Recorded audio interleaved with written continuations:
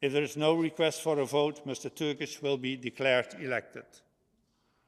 I do not see any requests, so I declare Mr. Turkish elected as Vice President of the Assembly. I congratulate Mr. Turkish on his election. Our next business is to consider the changes proposed in the membership of committees. These are set out in document Commissions 2023-07 and addendum.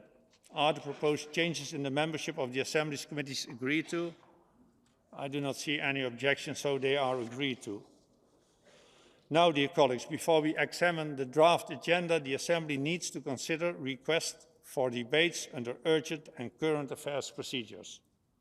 The Bureau has received the following: a request for a debate under urgent procedure on humanitarian situation in Nagorno-Karabakh requested by the Committee on Legal Affairs and Human Rights. A request for a debate under urgent procedure on call for the immediate release of Osman Kavala, requested by the 5 political groups. A request for the current affairs debate on migrants at sea, requested by the Committee on Migration, Refugees and Displaced Persons.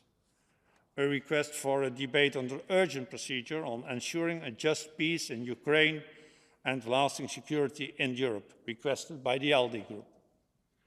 A request for a current affairs debate on escalation of violence in the Middle East following the recent Hamas attack on Israel, requested by the 5 political groups. And a request for a current affairs debate on the situation in the north of Kosovo following the recent attack and the need to de-escalation requested by the 5 political groups. Dear colleagues, at its meeting this morning, the Bureau decided to recommend to the Assembly to hold all 3 debates requested under urgent procedure and to hold 2 of the current affairs debates on escalation of the violence in the Middle East following the recent Hamas attack on Israel and the situation in the north of Kosovo following the recent attack and the need for de-escalation. Under Rule 53, the Assembly may not hold more than 2 current affairs debates during a session. If the Bureau's recommendation is accepted, it will therefore not be possible to hold a current affairs debate on migrants at sea, migrants dead at sea at this moment. We will now consider a request for a debate under urgent procedure. Does the Assembly agree to the Bureau's recommendation to hold an urgent affairs debate on humanitarian situation in Nagorno-Karabakh? I do not see objection. So that's accepted. The Bureau's recommendation is accepted and the request for urgent procedure is therefore approved. It's approved that the debate will take place on Thursday, as set out in the draft agenda, and be referred to the Committee on Migration, Refugees and Displaced Persons for report. We will now consider the request for debate under the urgent procedure on call for the immediate release of Osman Kavala. Does the Assembly agree to the Bureau's recommendation to hold a debate on this call for the immediate release of Osman Kavala? I do not see any objection, so the Bureau's recommendation is accepted and the request for urgent procedure is therefore approved.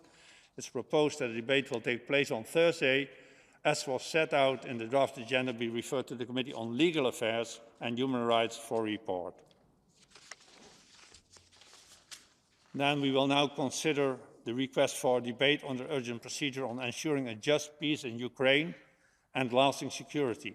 Does the Assembly agree to the Bureau's recommendation to hold this debate?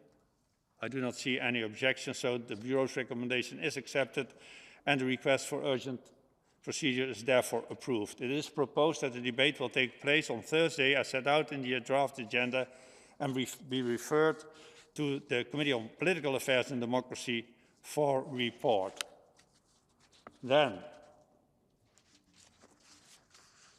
the Bureau was in favour of the request for a current affairs debate on the escalation of violence in the Middle East following the recent Hamas attack on Israel. Does the Assembly agree to the recommendation to hold this current affairs debate?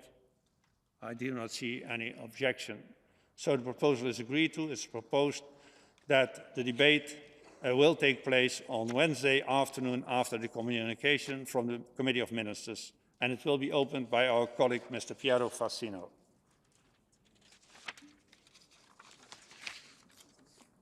This 19. The Bureau was also in favour of the request for a current affairs debate on the situation in the north of Kosovo following the recent attack and the need for de-escalation. Does the Assembly agree to the recommendation of the Bureau that this current affairs should take place?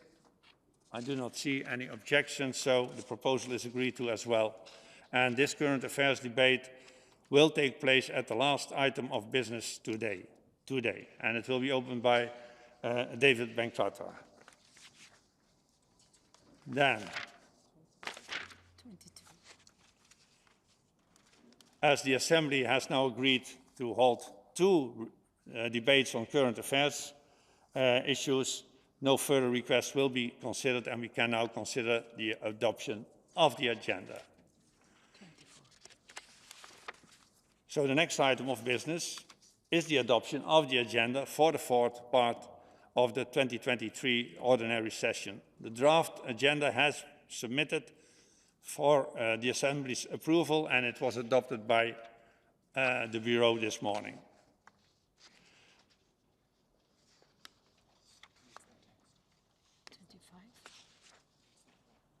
Is this draft agenda as amended adopted? I do not see any objection, so it's agreed to. Then.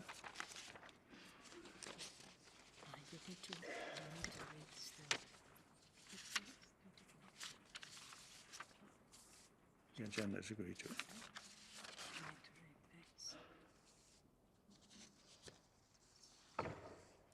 Okay.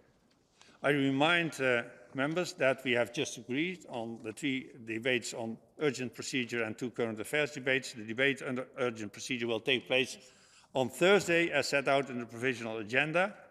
The proposal is to begin with a debate on ensuring peace, a just peace in Ukraine and lasting security in Europe, to be held as a joint debate with a report of the role of the Council of Europe in preventing conflicts, restoring credibility in international institutions, and promoting global peace. This will be followed by a second debate under the urgent procedure on the humanitarian situation in Nagorno-Karabakh. The debate on call for the immediate release of Osman Kavala would be held as the third debate of the sitting. The current affairs debate on the situation in the north of Kosovo following the recent attack and need for de-escalation will take place, as said, as the last item of business today, and the current affairs debate on escalation of violence in the Middle East following the recent Hamas attack on Israel will take place on Wednesday afternoon after the communication of the Committee of Ministers. So, if that is agreed to, we now come to the next item of the agenda. We are still making some changes, so I call for a minute to wait.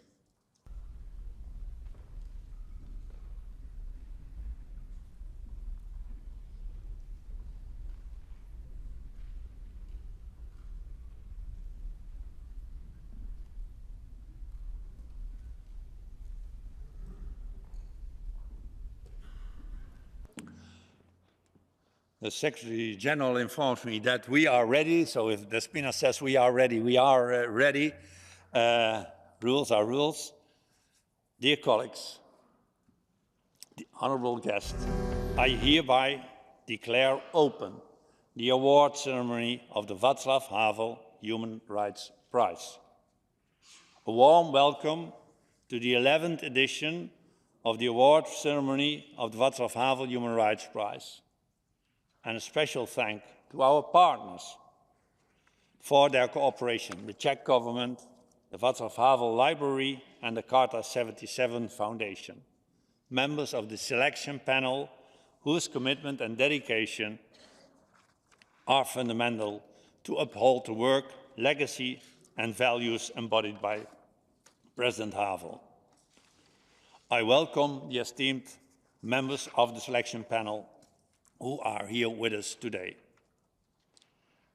Dear colleagues, this year marks 10 years after the first edition of the Václav Havel Prize in 2013.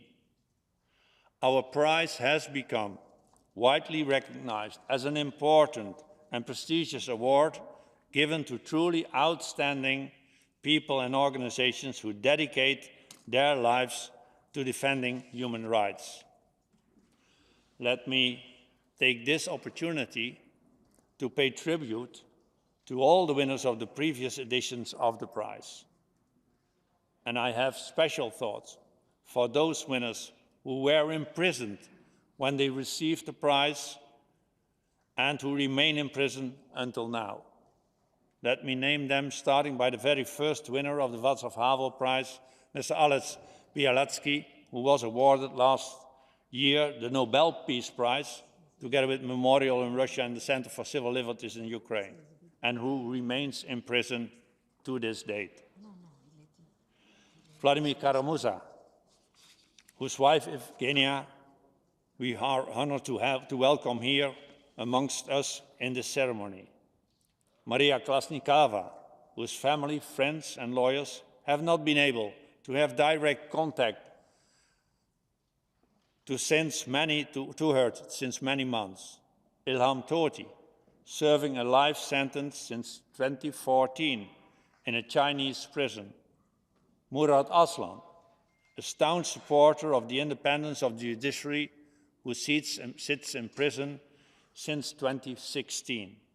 They all were robbed of their freedom, social and family lives, and often kept in prison in dire health conditions, all because their life engagement for the greater human rights cause. I use this ceremony as an opportunity, once again, to call for their immediate release. Now, dear colleagues, I invite you all to watch a short video on the Václav Havel Human Rights Prize, by which we recognize and honor the work of thousands of individuals and organizations who share our values and goals, the protection of fundamental freedoms and human dignity. We pay our respect to their sacrifices to uphold these values.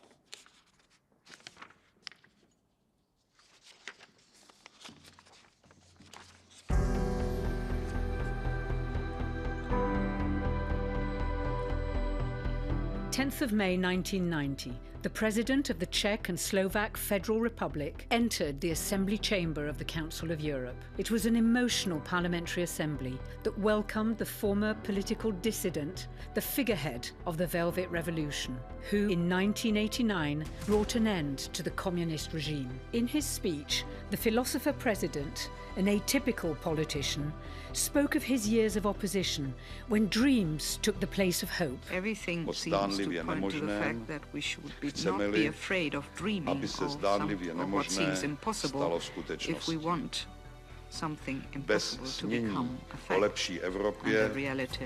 Without dreaming of a better Europe, we shall never be able to build it. Following the invasion of Czechoslovakia in 1968, which marked the end of the liberalization process of the Prague Spring, Václav Havel remained faithful to his convictions. As chairperson of the Circle of Independent Writers, his commitment led to the banning of his plays. The international community quickly became aware of this dissident. In 1977, Václav Havel co-founded Charter 77, an organization defending human rights in Czechoslovakia. Because of his activities, he was imprisoned on 3 occasions for almost 5 years. In 1989, the crowd spontaneously placed Václav Havel at the head of the Civic Forum, an association uniting opposition movements. He became a key figure in the Velvet Revolution. Almost a quarter of a century later, in March 2013, the prize was launched in Prague to honour what Václav Havel was and what he did. Since then, the prize is awarded each year by the Council of Europe Parliamentary Assembly, in partnership with the Václav Havel Library and the Charter 77 Foundation, to reward outstanding civil society action in the defence of human rights.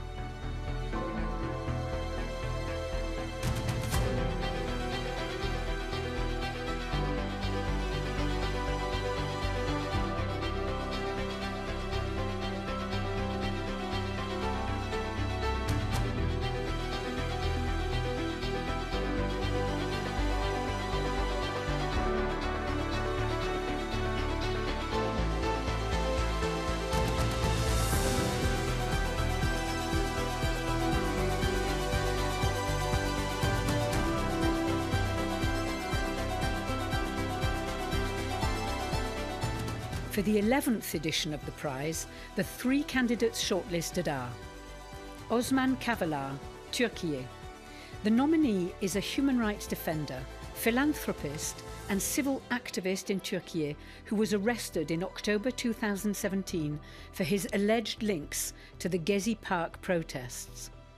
Despite a 2019 judgment of the European Court of Human Rights, he was sentenced in April 2022 to life in prison. Justyna Wijinska, Poland. The nominee is a human rights lawyer and women's rights defender from Poland, who also defends the rights of marginalised populations. She has faced prosecution for carrying out her work and was sentenced to community service for assisting a woman to terminate an unwanted pregnancy. Yevgeny Zakharov, Ukraine.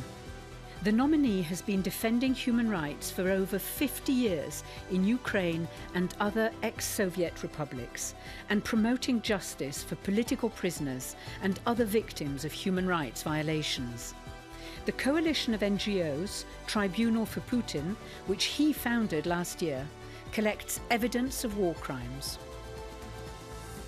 In 1990, Mr. Havel spoke in Strasbourg of the immense strength embodied by the ideals of the Council of Europe. Referring to the organisation's emblem, he said that for him, the 12 stars did not express the idea that the Council of Europe would succeed in building a heaven on earth, as there never would be a heaven on earth. But, in my opinion, these 12 stars are a reminder that the world can become a better place if we have the courage to raise our eyes to the stars. The Václav Havel Human Rights Prize pays tribute to this distinguished European, and it also pays tribute to all those who, through their determined and tireless work, bring us closer to the ideal of a better world.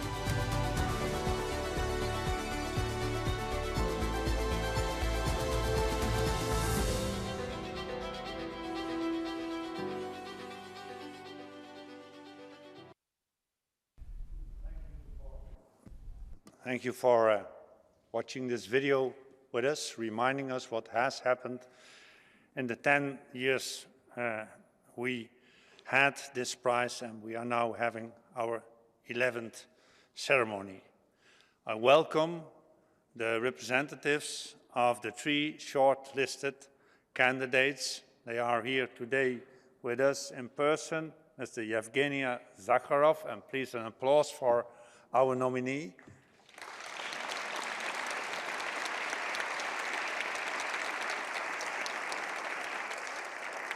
Evgeny is from Ukraine, and you just heard why the jury has decided that he should be nominated as a candidate. And we also welcome Madam Justyna Wijinska from Poland, and also an applause for you, Justyna.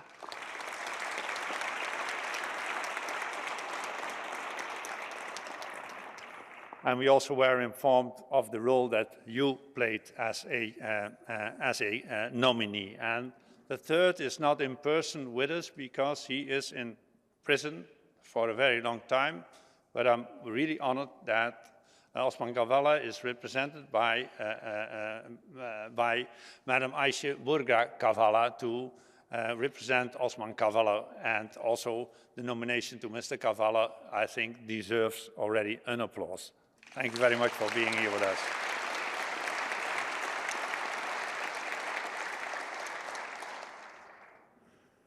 3 nominees chosen from a long list of possible candidates. I thank all of you and all others outside this assembly for nominating defenders of human rights in Europe and abroad. I thank the jury for studying all these nominations and then deciding to shortlist these 3 final candidates for the Václav Havel Human Rights Prize 2023. The shortlisted nominees all represent causes greater than themselves. Through them, allow me to pay tribute to all defenders of human rights who, sometimes at the cost of their lives, stand firm to protect and promote fundamental freedoms and human rights. Today, more than ever, it is of paramount importance to celebrate the women and men who, by their courage, determination and strength, show us the path to freedom. Their fight is an example for us all, and I'm proud and happy that the Václav Human Rights Prize has celebrated their action, your action, ever since its creation 10 years ago. Your Excellencies, ladies and gentlemen, it's now time to announce the winner. And as I said, the 3 nominees are already the winners of the prize because they represent human rights defenders who have shown bravery and courage and determination and strength. But in the end, there is one final winner. And the winner of the Václav Havel Human Rights Prize of the Parliamentary Assembly of the Council of Europe 2023 is Mr. Osman Kavala.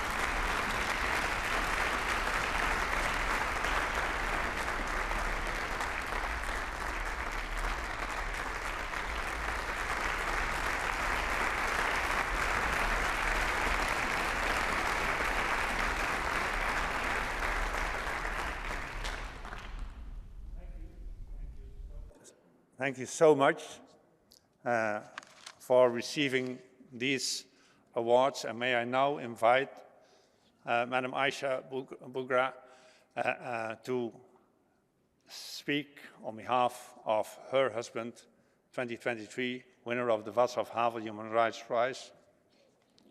After the winner in 2023, Mr. Vladimir Kara-Murza, Yevgenia is sitting here with us. Aisha, could I please invite you to take the floor?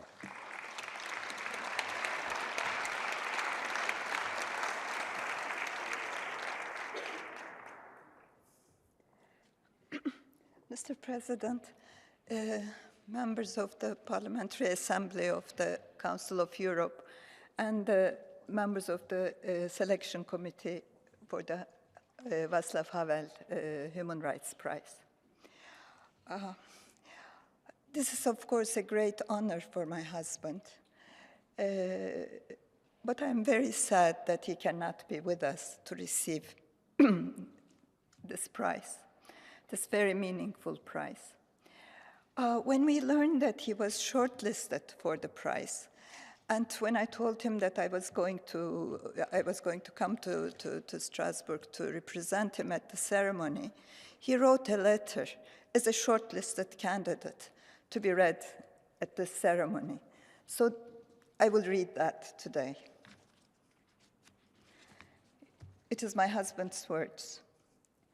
Dear President and the members of the Parliamentary Assembly of the Council of Europe and the Selection Committee of the Václav Havel Human Rights Prize. I'm honored by the decision of the jury to include me in the list of shortlisted candidates. This prize, which bears the name of Havel, has a very special meaning for me. Charter 77, the path-breaking civil initiative demanding the government to respect human rights and freedoms in compliance with the international agreements to which they had been signatory, has been an inspiring document for us in Turkey, although the regime and the political motivations behind human rights violations were a different kind in our country. Havel's lifelong political and civic engagement is a testimony of concern about all people persecuted or threatened by persecution. For him, the attack on the rock group Plastic Band's freedom to play their music was not different from the attack on the freedom to express and defend social and political ideas.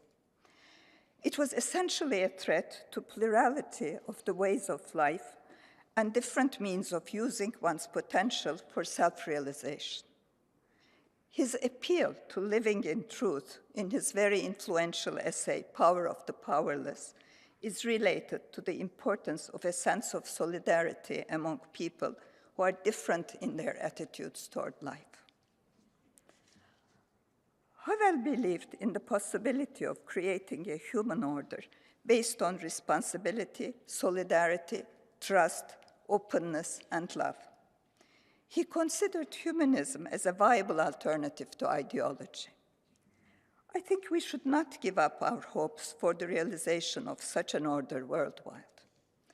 The ethos of a new and genuinely universalist humanism, which entails advocating humane living and working conditions on a world scale, could be the steering force in this direction.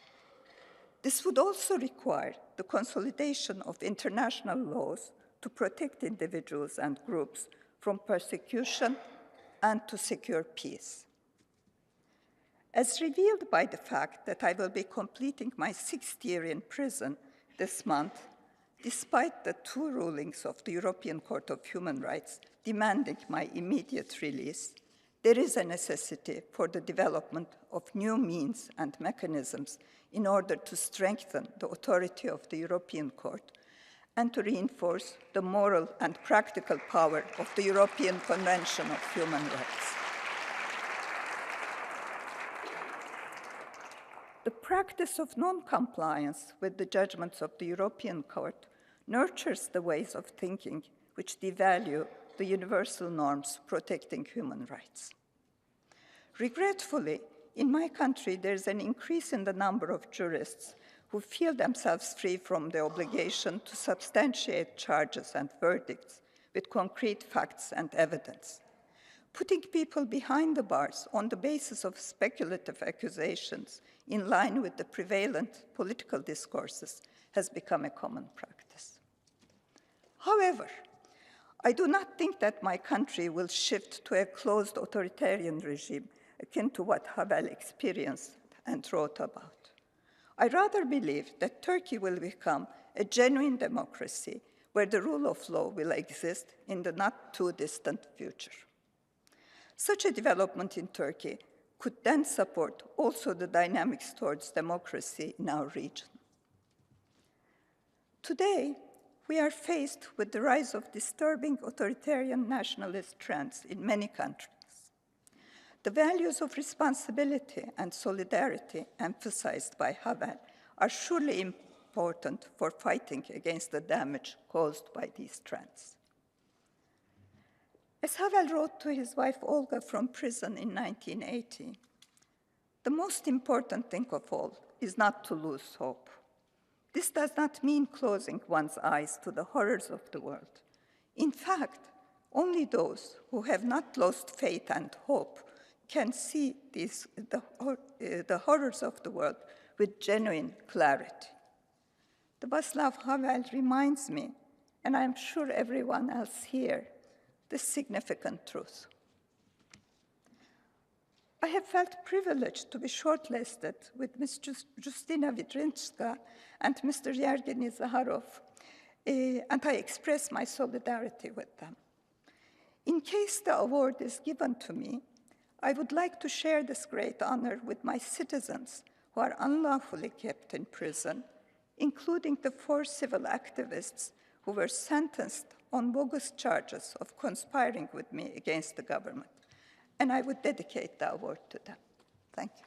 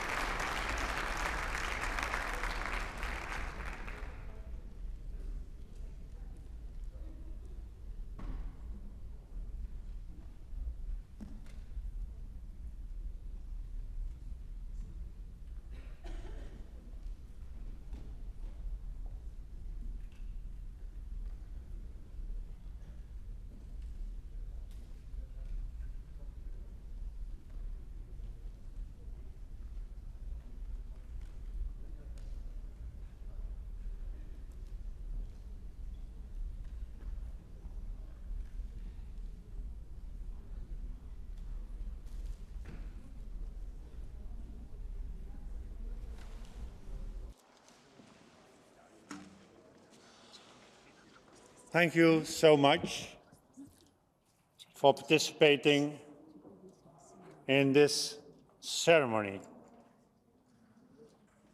As time is short, always in this assembly, the next item of the agenda has to be the debate on the progress report of the Bureau and the Standing Committee. You'll find it in document 15834 and addendums 1 and 2, which will be presented by Mr. Alexander Poiche. This will be combined with the consideration of the report of the ad hoc committee of the Bureau on the observation of the early parliamentary elections in Montenegro, which took place on the 11th of June this year. You find it in document 15821. presented by Mr. Reinhold Lopatka.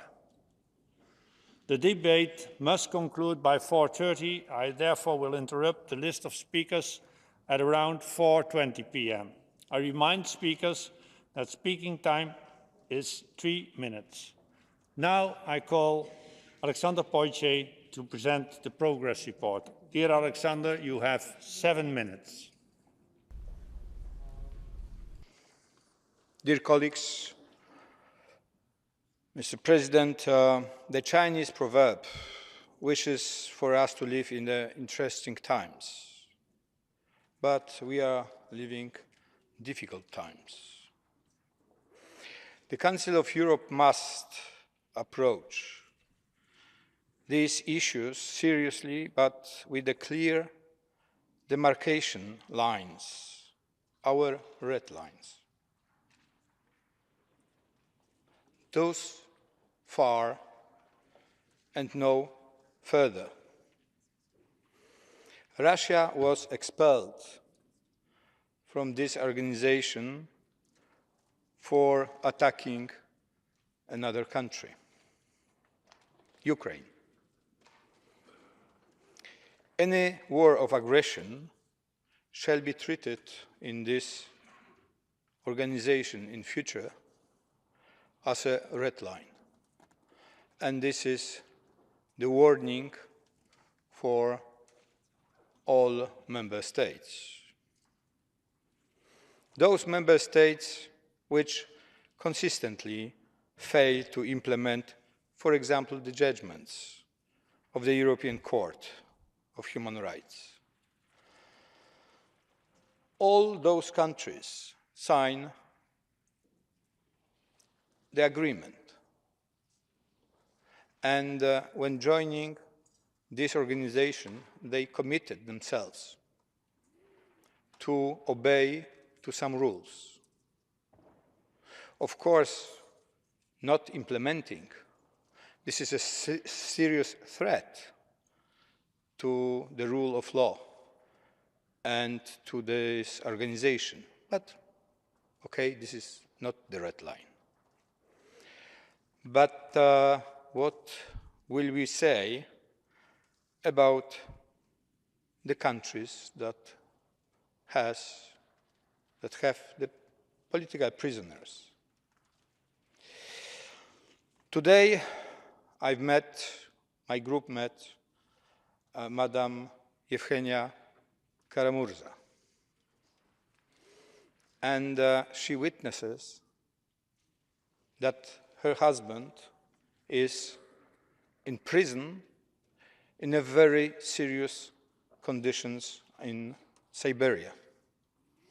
For me, being Polish citizen, having the Polish history, that rings the bell, because the Polish heroes was sent by Russia for decades to Siberia. And she asked us to recall the symbolism of 30th of October, known as the Day of Political Prisoners, which initially recalled those millions of people who suffered their lives and deeds under the Red Terror of Soviet period. But today, we have other political prisoners. We just awarded Mr. Kavala, his wife, just received this prize. Can we do something about this? We shall. But we have Michael Saakashvili. We have also Andrzej Poczobut, the Polish journalist who is in prison in Belarus since 1 year, more than 1 year, and many others.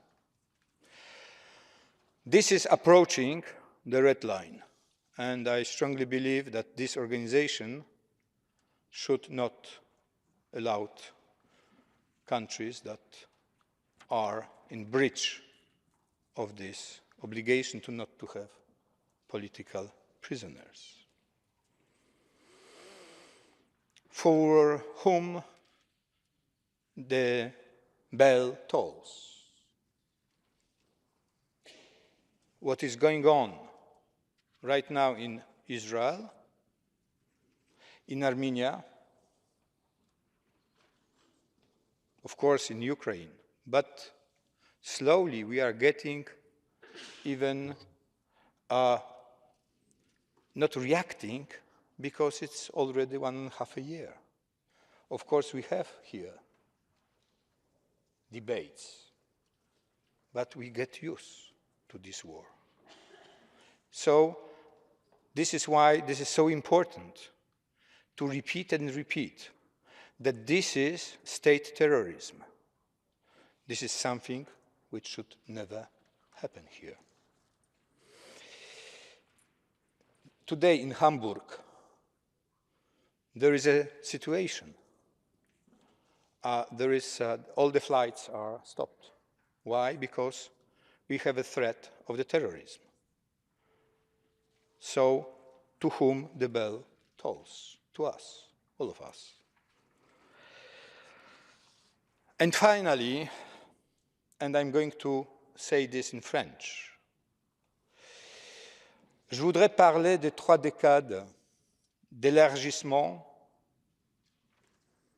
de cet Conseil.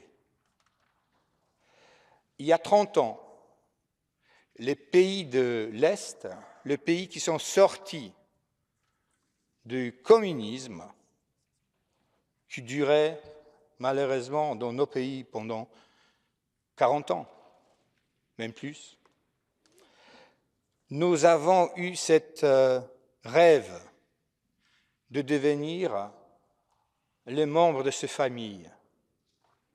Et les pays comme Roumanie, la Bulgarie, la Pologne, ils ont joint cette organisation à peu près il y a 30 ans. Pour la Roumanie, c'est exactement 30 ans, et je vous félicite. Mais, entre-temps, ce qui se passe, et je parlais avec les gens de la Commission de Venise, qui ont dit qu'aujourd'hui, certains pays, malheureusement comme le mien, la Pologne, avec les régimes et avec les lois qui se passent, ne devraient pas être admis, ne seraient pas admis aujourd'hui. Je suis très heureux que nous ne sommes pas expulsés, mais il faut qu'on lutte et qu'on essaye de rebâtir nos rêves d'il y a 30 ans. Merci beaucoup.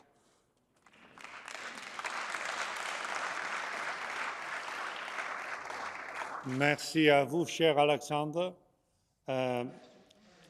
I now call Mr. Reinhold Lopatka to present a report of the ad hoc committee of the Bureau on the observation of the early parliamentary elections in Montenegro. You have 3 minutes. Lieber Reinhold, Sie haben das Wort. Dear President, dear colleagues, I had the pleasure to lead the election observation delegation for the early parliamentary elections held in Montenegro on the 11th of June. Our delegation cooperated close with the delegation from the European Parliament, led by our colleague Nikos Papandreou. And of course, as always, we worked closely with ODIHR.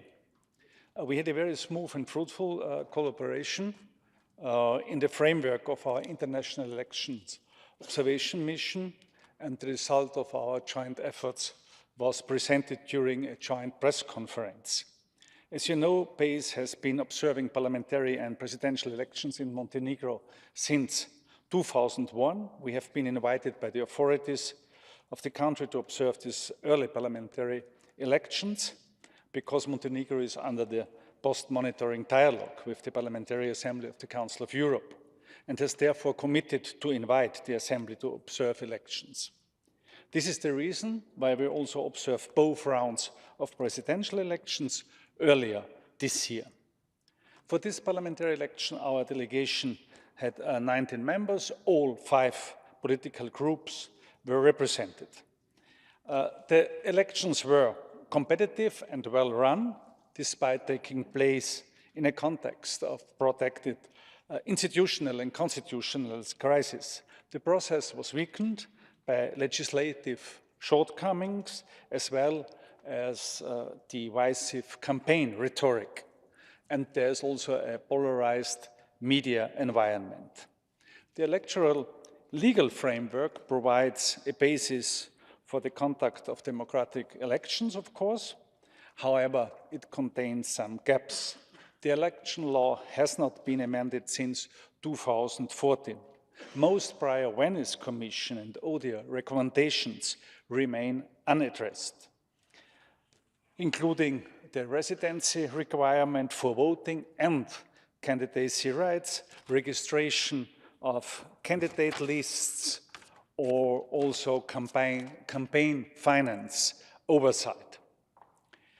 Moreover, the Constitution falls short of sufficiently regulating issues pertaining to the call of early parliamentary elections. But what I have to say, the campaign was good, the process was transparent, and also on the election day we were satisfied what we could oversee there. So we have to continue to contribute to the accomplishment of this process within our framework of the Assembly, in our post-monitoring procedure, and in close cooperation with the Venice Commission. Thank you. Dank u zeer, lieve Reinhold. Now, as first speaker on behalf of the political groups, I call Mr. Stefan Schennach from Austria, who speaks on behalf of the group of Socialists, Democrats and Greens. Stefan, you have the floor. Danke sehr, Herr Präsident.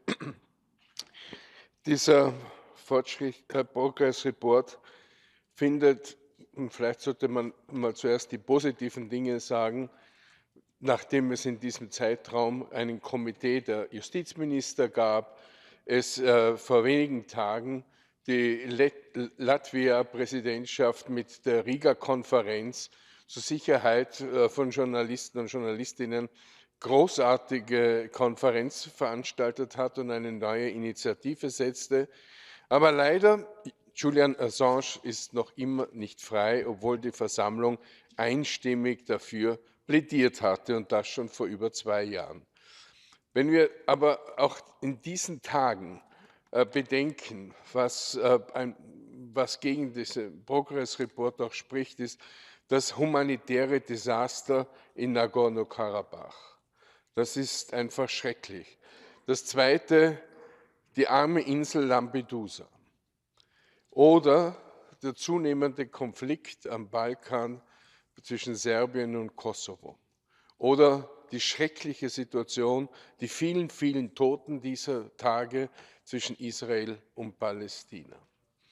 Und nach wie vor der weitergehende menschenmordende Krieg in der Ukraine, und Osman Kavala ist noch immer im Gefängnis, und die Rapporteure haben auch dazu, glaube ich, ein ganz klares Statement gemacht. Kommen wir zur Wahl nach Montenegro.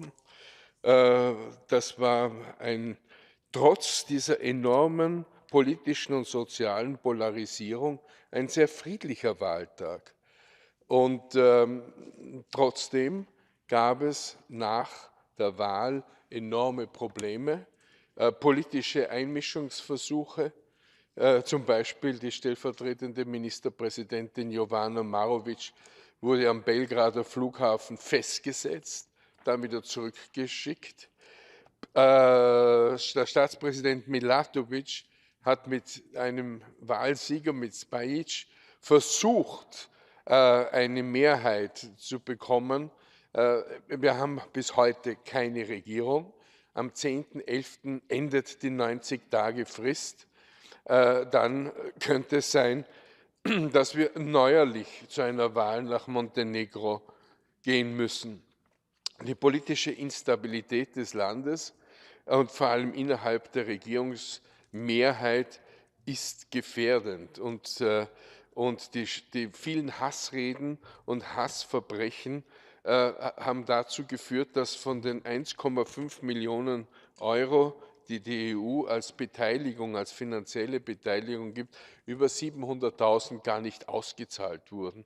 Das heißt, es ist sehr beunruhigend, was hier passiert. Wir können nur hoffen, dass bis 10.11. eine Regierungsmehrheit gefunden wird. Ansonsten müssen wir zu einer neuerlichen Wahlbeobachtungsmission aufbrechen. Danke sehr. Danke sehr, lieber Stefan. La prochaine orateur est Madame Marie-Christine Dalloz de la France. Elle parle au nom du groupe PPE. Marie-Christine. Mes chers collègues, 46 États membres dans un monde en évolution, avec des épisodes tellement douloureux.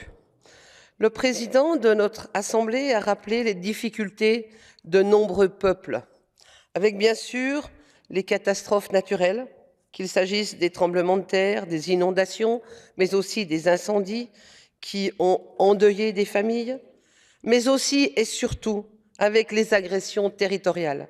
L'Ukraine, bien sûr, mais aussi l'Arménie et depuis 2 jours, Israël.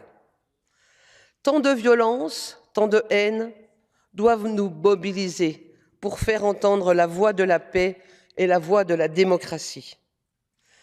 C'est tout le défi de notre Assemblée.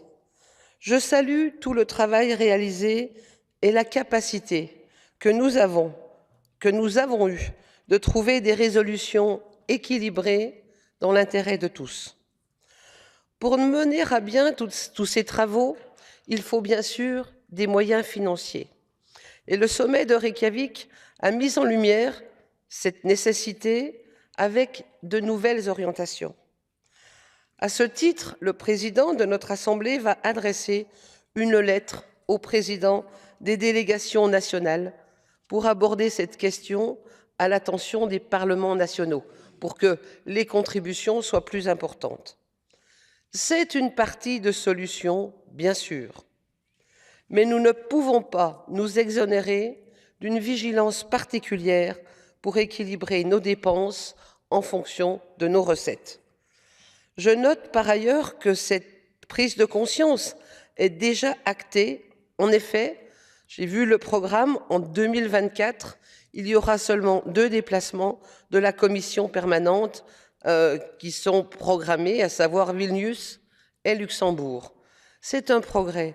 En 2023, les événements avaient conduit à réaliser 4 déplacements et cela a forcément un coût important.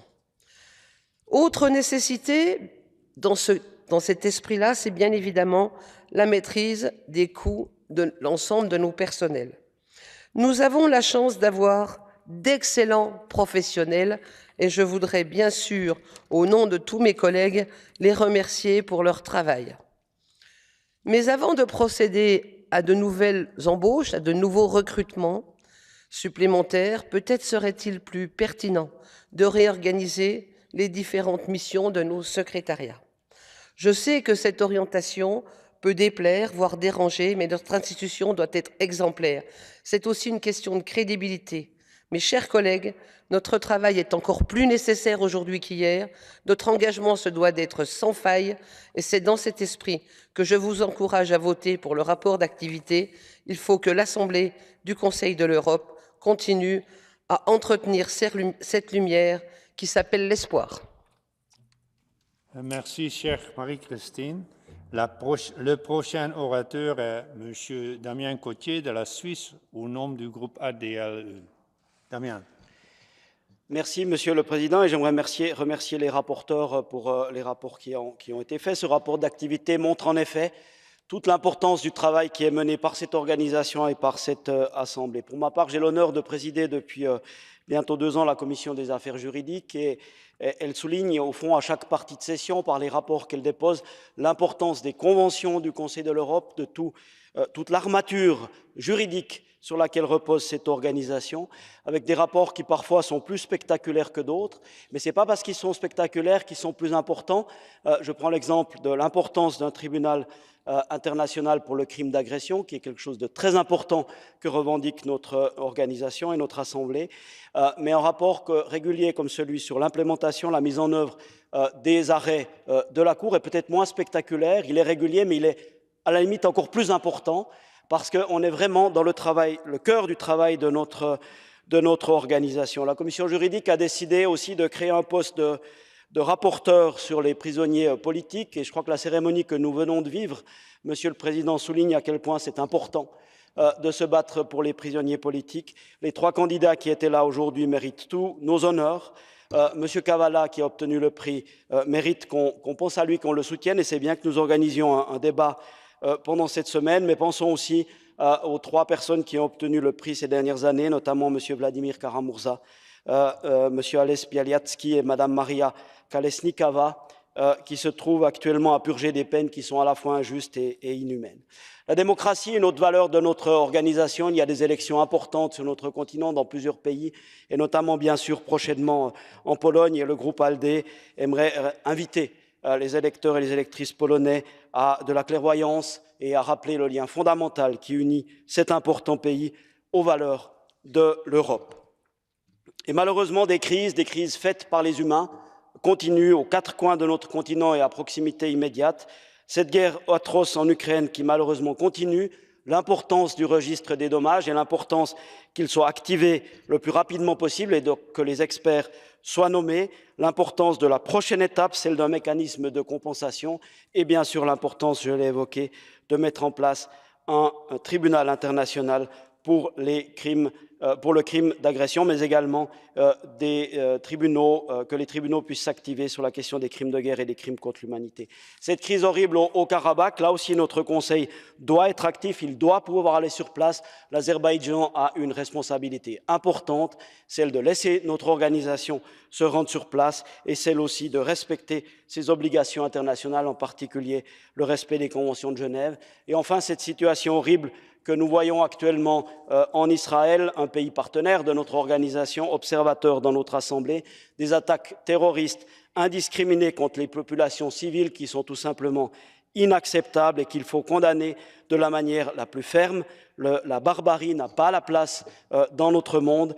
Les obligations internationales et notamment les conventions de Genève doivent être respectées par tout le monde et personne ne peut ni tolérer ni justifier une telle situation. Tout cela souligne bien l'importance de l'activité de notre organisation et de notre Assemblée. Et c'est dans ce sens que nous soutiendrons ces rapports. Je vous remercie. Merci à vous, cher Damien. Next speaker on our list is Mr. Ian Littlegranger from the United Kingdom, and he speaks on behalf of the European Conservative Democratic Alliance Group. Ian, you have the floor. Thank you, Mr. President, and may I say how delighted we all are to be here. Progress is set by what you achieve, Mr. President, as you well know. We now have a situation which, in our lifespan, I'm 64, a little bit younger than the President, but not a heck of a lot. I remember out on those screens, 1968, when the tanks rolled in Czechoslovakia. I remember as a boy watching it. I wasn't old as 8. But it was ingrained in ourselves that this was something terrible. We move forward to 2023 and we look across Europe and the world. What do we see? We see problems left, right, and center. It doesn't mean we shouldn't do anything, but progress must be set on what we can do. I am delighted, Mr. President, with all colleagues here that we are taking the situation in the Middle East so seriously. This is a disaster. Sometime in the next 24 hours, 48 hours, the tanks will roll. People will die. People will be injured. There will be orphans. There will be widows. That is a high price to pay. Our colleagues from Ukraine, our colleagues in other conflagrations across Europe, but also the migrant boats in the Mediterranean. Progress is set by what we do and how we do it. We are the home of democracy. We were set up in 1948 to foster human rights, culture, and democracy. The Greeks didn't coin the phrase for no good reason. They coined it because they understood it was the less of a lot of other ways of doing things. And I would say that we need to redouble our efforts. And I am, Mr. Dare I say it, President, disappointed how few colleagues are here. Very disappointed. It doesn't matter which group you are or country, I'm just sorry there are not more members. Because together, we can do things. Together, we can change the course of history. And I'm always proud to be a member of the Presidential Committee with my colleagues here we work together to try and do what we can for our groups to come together to give that impetus. But also to colleagues who give up their time to come here and speak, to lead debates. Because unless we make progress, what is our relevance? 2023, and the tanks are still rolling. And we have to look at that. And I've always said that I believe that we have to change, streamline the operations, make sure that we can do more for less, and project the power of democracy across this organization. Thank you, Mr. President. Thank you, dear Ian. Next in the debate, I call Mr. Andrei Hunko from Germany, and Andrei is speaking on behalf of the Unified European Left Group. Andrei. Vielen Dank, Herr Präsident. Die Vorstellung, die wir haben, wenn wir diese Debatte zu Beginn jeder Versammlung als Fortschrittsbericht bezeichnen, ist die Vorstellung, dass wir Fortschritte erzielen in puncto Menschenrechte, Demokratie und Rechtsstaatlichkeit und auch, denke ich, im puncto friedlichen Zusammenlebens. Aktuell müssen wir feststellen, dass es in vielen Bereichen Rückschritte gibt.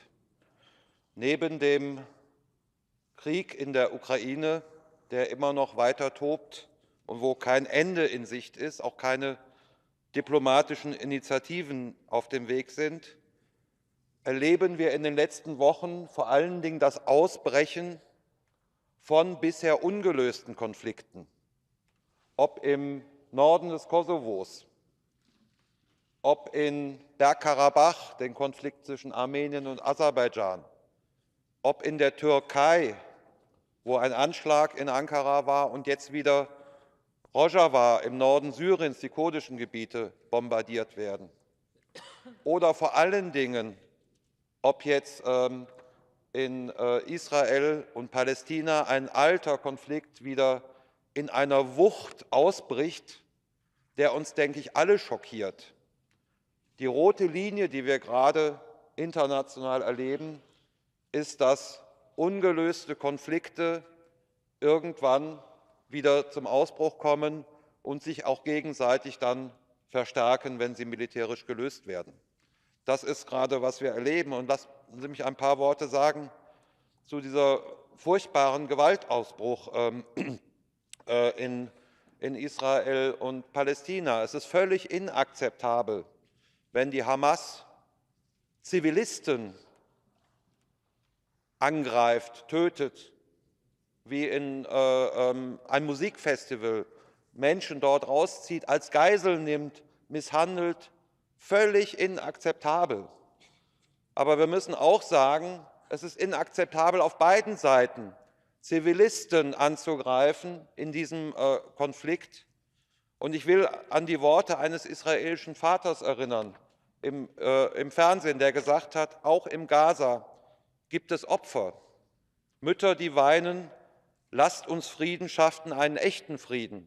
Und ich glaube, das ist das Problem. Wir haben die Zeit nicht genutzt, die da war, um diese Konflikte, die ich benannt habe, wirklich substanziell zu lösen. Und jetzt brechen sie wieder militärisch aus. Und zum Schluss, weil auch das gesagt wurde, ich glaube, ein Fortschritt ist auch tatsächlich, dass wir einen neuen Mechanismus zum Schutz von Journalisten haben.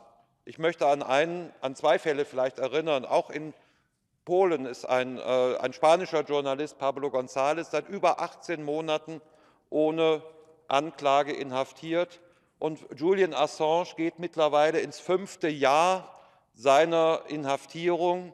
Wir haben ab morgen draußen die Originalzelle. Eine Künstlerin hat das nachgebaut. Bitte nutzen Sie die Gelegenheit, sich damit auseinanderzusetzen. Ich danke für die Aufmerksamkeit. Danke sehr, lieber André. Now we have listened to the speakers of 5 political groups. We turn to the rest of the list, and first on that list is Mr. Domagoj Hadjukovic from Croatia. Domagoj, you have the floor. Thank you, Mr. President. Dear colleagues, I'd like to share a few words and thoughts with you about the parliamentary elections in Montenegro. And first, I would like to start by thanking our leader of the delegation, Mr. Lopatka, who was up to the job. And so thank you for the good work that you have done. As Mr. Lopatka already said, the elections were competitive, were well organized, actually, of course, with a few minor maybe issues. The logistics of the elections were very, very good. We have witnessed a very divisive campaign, as it was already mentioned, in the midst of constitutional crisis, and actually a lot of questions for the future of Montenegro are opened. One of the first tasks of the government, therefore, would be to tackle with implementation and legislation of a new electoral laws that would clearly and without any ambiguity stipulate for certain situations like registration of lists of candidates, all the procedures and everything that the last few electoral cycles, including the presidential ones, have shown to be, well, not clearly stipulated and therefore were interpreted in different ways. Unfortunately, months after the elections in Montenegro, we have no new government or no new majority yet. The formation of the government, I hope, will happen soon, but even more importantly, I hope that the new government will have the strength and the political will to tackle all those issues that I have mentioned beforehand. So electoral legislation, as well as resolving the constitutional crisis of the Constitutional Court being not fully manned, or rather not all members are at the seats, and so on and so on. So in any case, the formation of a stable and determined Montenegrin government is more important than ever, because, dear colleagues, our continent is in much worse shape than it was 15 years ago.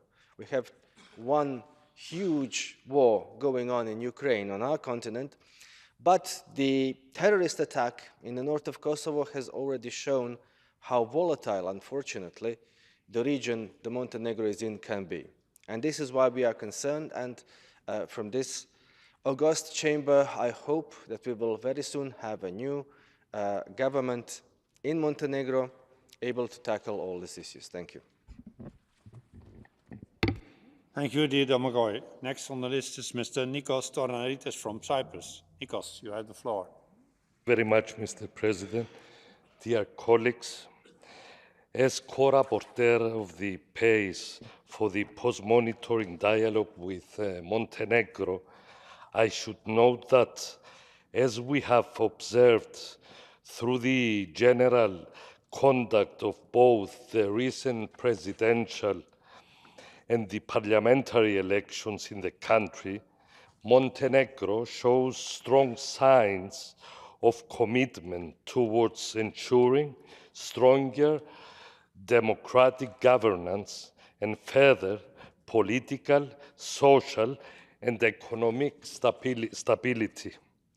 The newly elected Parliament of Montenegro should now work in parallel with a new government to effectively strengthen the competence of its national institutions and provide support in the effort to achieve competence and comprehensive reforms and ultimately surpass the constitutional crisis it has been facing. Montenegro should stay on the path towards European Union membership and accelerate adopting the changes necessary to guarantee the promotion of human rights and the respect for the rule of law and our common European standards. We do hope that we will be able to terminate the post-monitoring procedure the soonest possible. Thank you very much. Thank you, dear Nikos. Now I call on the debate Mr. Rafael Husseinov from Azerbaijan. Rafael, you have the floor.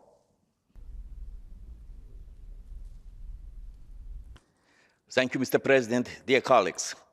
On the eve of the next anniversary year of the Council of Europe, its 75th anniversary, we are debating the latest progress report. In my opinion, we are experiencing an important stage in European history, a period of serious transition. I am in belief that the ongoing developments in the South Caucasus will be benefited as a model for building peace in many other places in the future. The main node is broken. The cause of the conflict no longer exists. The so-called Republic proclaimed in the Karabakh region of Azerbaijan has officially dissolved itself. Terrorists and illegal armed groups in the region have been neutralized, occupied lands have been liberated, and internally displaced persons are gradually settling into their homes. And the leaders of both Azerbaijan and Armenia openly stated that they recognize each other's territorial integrity. It took a long time to achieve this truth, the peace that everyone longs for. Since 2001, when the Council of Europe accepted Azerbaijan and Armenia as equal members, there has been constant tension deprived from this conflict. Ineffective discriminations were heard from the Assembly's microphones, intended for many important creative debates. In the history of the Council of Europe, which will soon turn 75 years old, there has never been such a long conflict between two member states. Let's hope that this never happens again. I am in hopes that several points in the progress report of our next part session will be dedicated to this process of mutual understanding and rapprochement, which has been so successfully completed. And the most realistic prospect seems to be the conclusion of peace treaty between the two countries within the next month or next year. On this sensitive eve of great peace, whether from here or from any other platform, those who commit any instigatory, inflammatory, hypocritical actions designed to prolong the conflict will expose themselves, thus demonstrating that they are not supporters of Armenia and Azerbaijan, justice and truth, but the ones siding with evil, third and fourth black force. Dear friends, yesterday, President Ilham Aliyev announced in Tbilisi that Azerbaijan is ready to hold direct peace negotiations with Armenia in Georgia without the involvement of any other state or any other international organization. I think this is the most correct choice. Thank you. Thank you, dear Rafael. Next speaker on our list is Mr. John Havel from the United Kingdom. John, you have the floor. Thank you very much, Mr. President.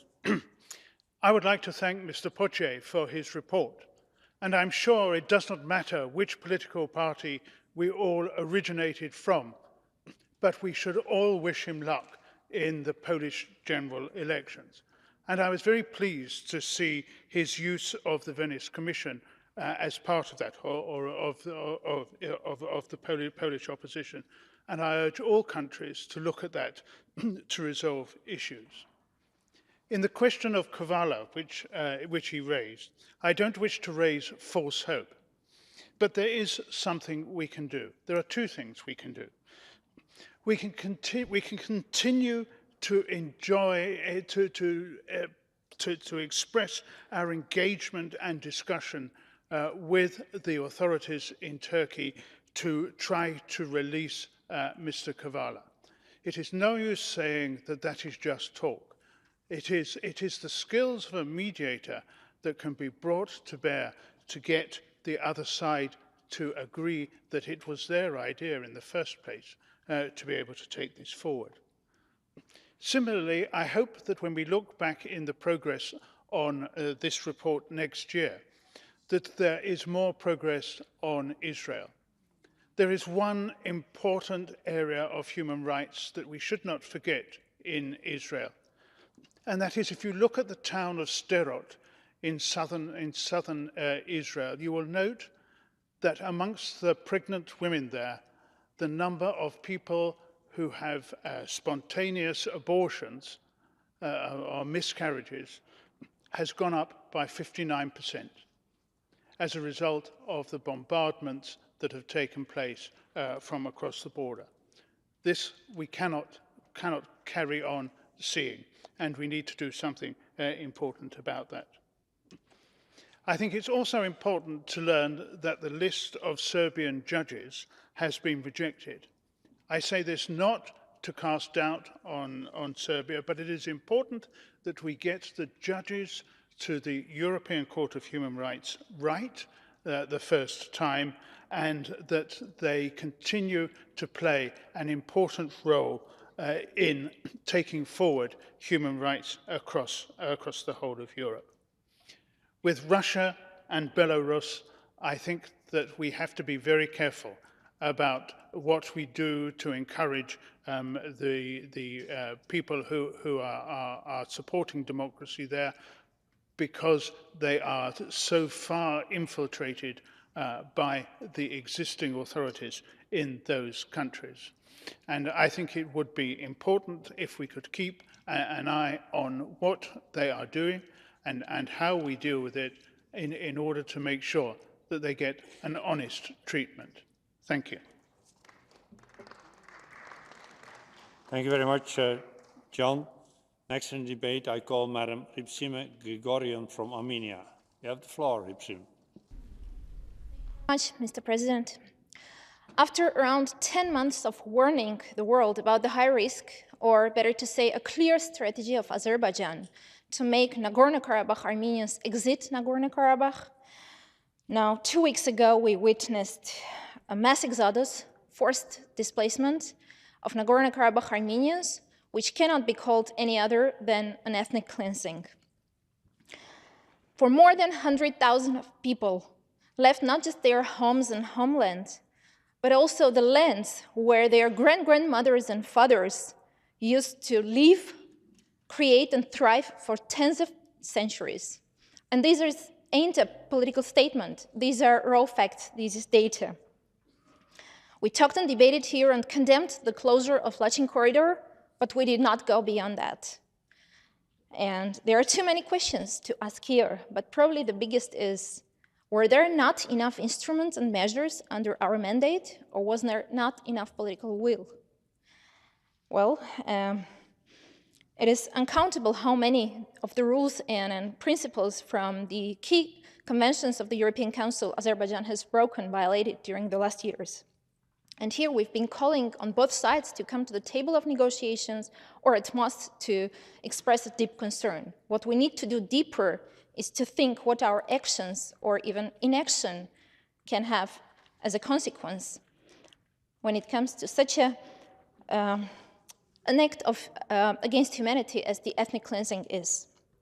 Talking about negotiations, on October 5th this year, in Granada, in frames of the European Political Community meetings, a quadrilateral meeting took place between the Prime Minister of Armenia, the French President, the German Chancellor, and the President of European Council, followed by a joint announcement.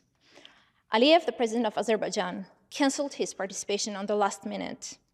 And this proves that he has no intention of going to peace with Armenia. Among a number of essential points in the announcement, I want to stress out three core principles that can serve as a basis of a possible agreement, peace agreement between Armenia and Azerbaijan. These are the mutual recognition of each other's territorial integrity and sovereignty. It's the delimitation of borders based on the 1991 Almaty Agreement and the most recent USSR General Staff maps, as well as the opening of regional connectivity links based on the full respect of each country's sovereignty and jurisdiction, as well as on the principles of equality and reciprocity.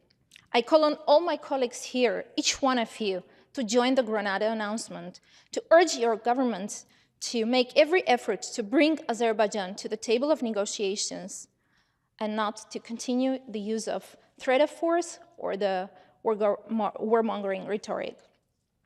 What we know is that none of our countries is guaranteed from violence, from terror, and from aggression.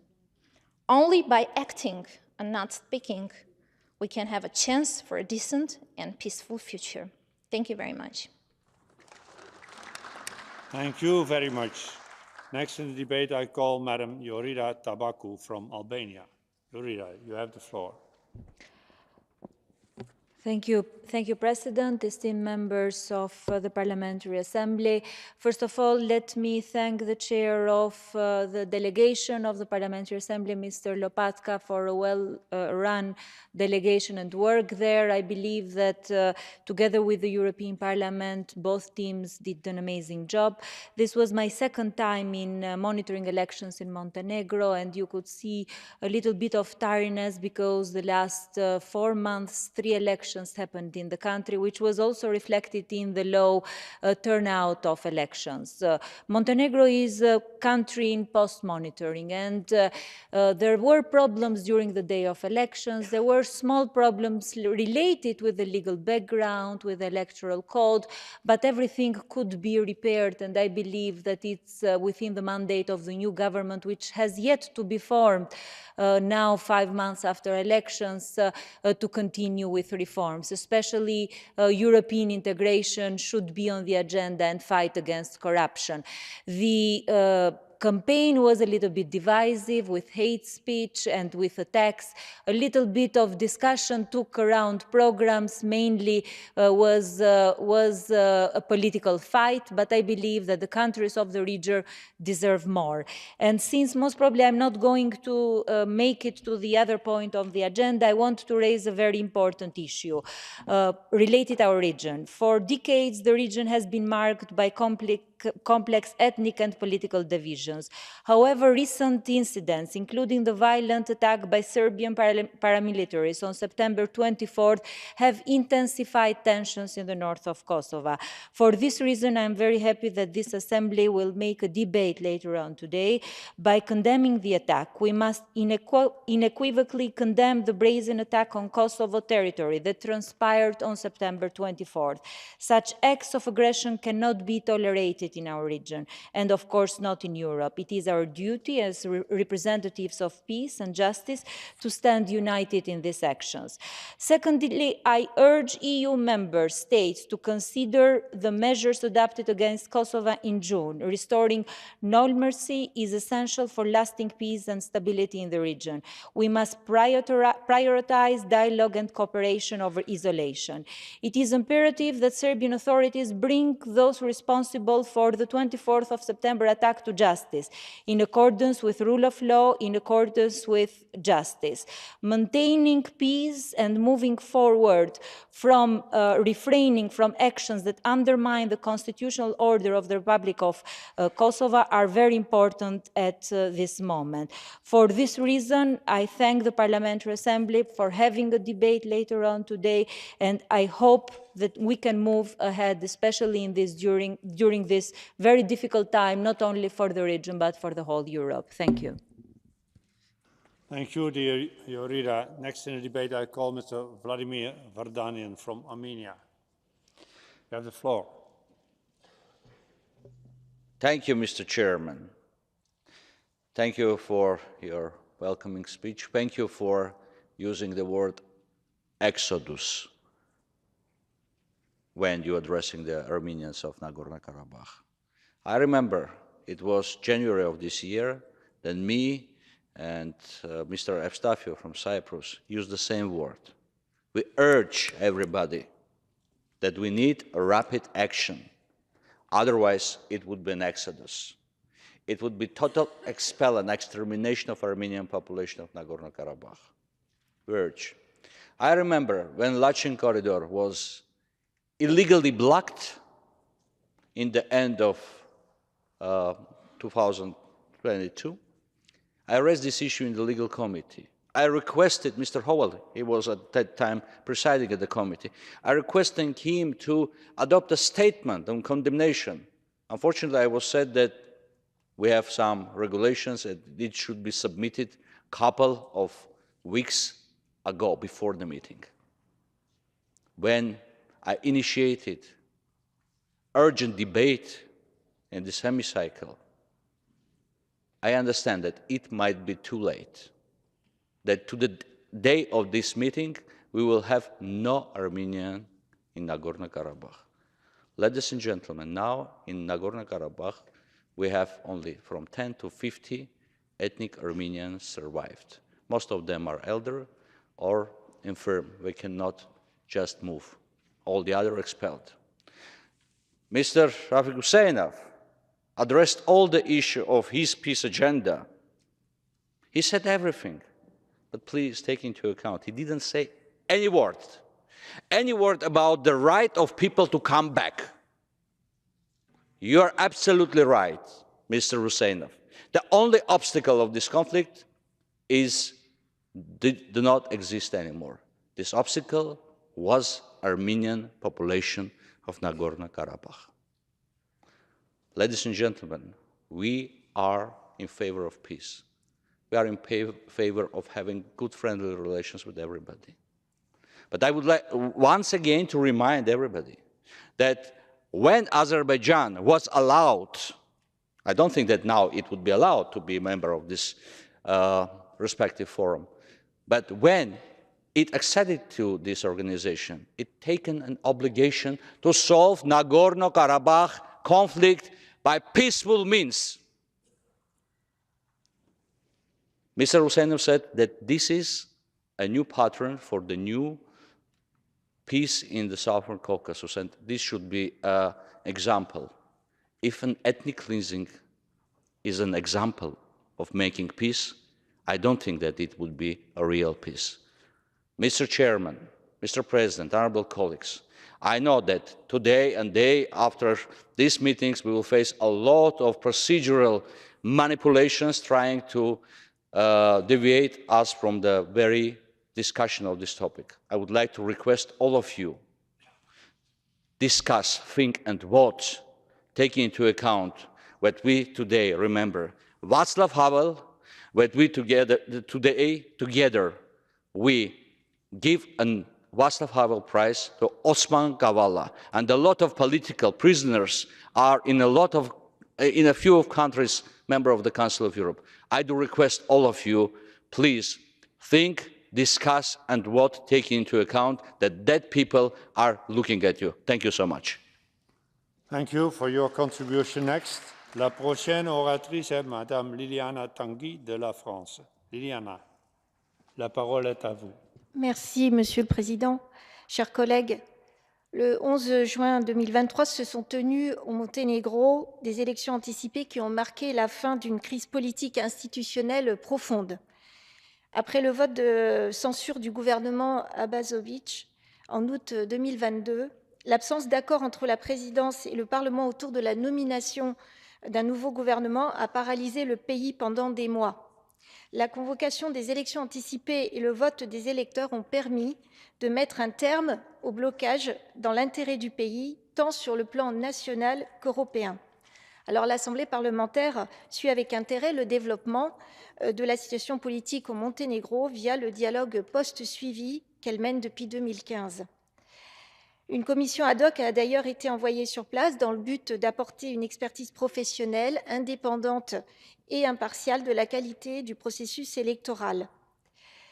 Il se trouve que j'ai eu l'honneur de faire partie de la délégation pour l'observation des élections au Monténégro et je voudrais ici saluer l'excellent travail qui a été mené par le président de la délégation, M. Reinhold Lopatka.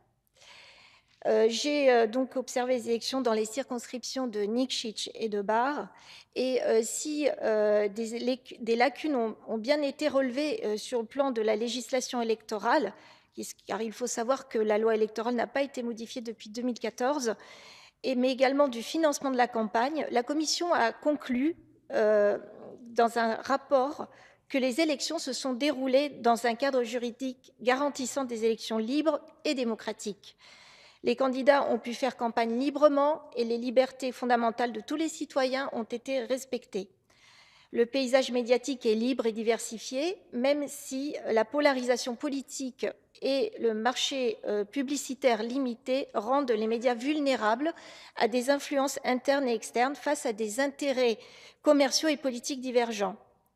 La Commission note cependant que les mécanismes de règlement des litiges tels qu'ils existent actuellement ne garantissent pas encore une complète transparence ni l'accès rapide et effectif à un recours dans le cadre d'une procédure régulière. C'est pourquoi nous appelons les autorités monténégrines à se mettre en conformité avec les recommandations formulées par la BIDDH, notamment en matière de résolution des litiges. Au nom de l'engagement pris par les chefs d'État et de gouvernement au sommet de Reykjavik, où j'ai eu l'honneur aussi de participer dans la délégation française, de renforcer la démocratie et la bonne gouvernance à tous les niveaux et dans toute l'Europe, la commission de suivi doit continuer le travail d'accompagnement qu'elle mène depuis longtemps avec le Monténégro pour l'aider à mettre en place les réformes indispensables au renforcement de la participation citoyenne aux élections et au rétablissement de la confiance dans les institutions démocratiques. Je vous remercie. Merci à vous, chère Liliana. The last speaker in the debate will be Mr. Zsolt Nemet from Hungary, because then I have to interrupt the list of speakers as I have announced earlier. Zsolt, you have the floor. Mr. President, dear colleagues, reality has again intervened in the program of the Parliamentary Assembly autumn session. Israel is bleeding. Incomparably, since 1973, the Yom Kippur War, 50 years ago exactly, it is not an accident. This was a planned and a very barbaric, way executed operation. We need to condemn the Hamas terrorism in the most explicit way. There is no justification of this brutality which we are experiencing. How about the peace process?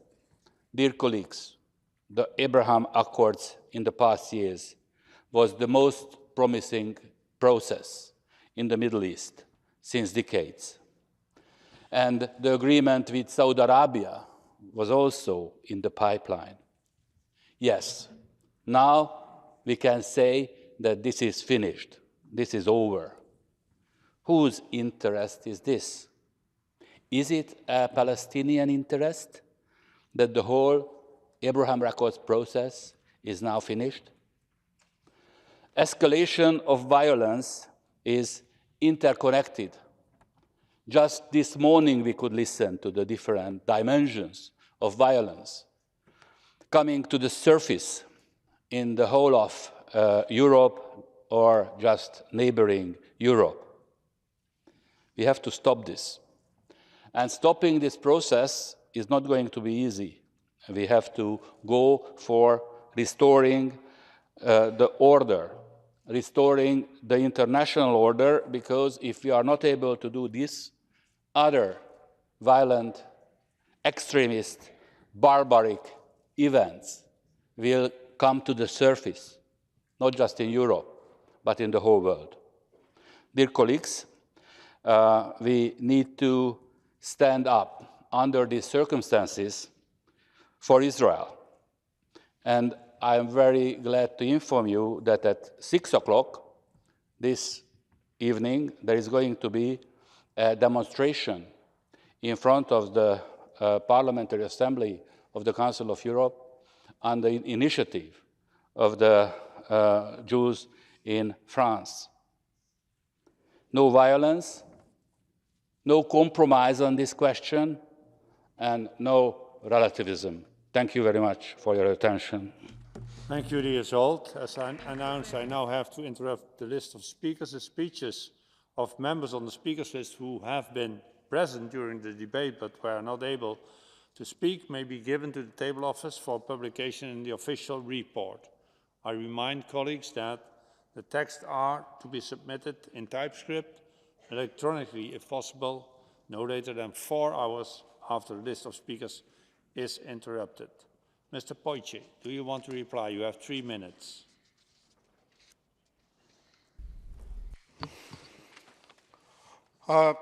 Yes, thank you, Mr. President.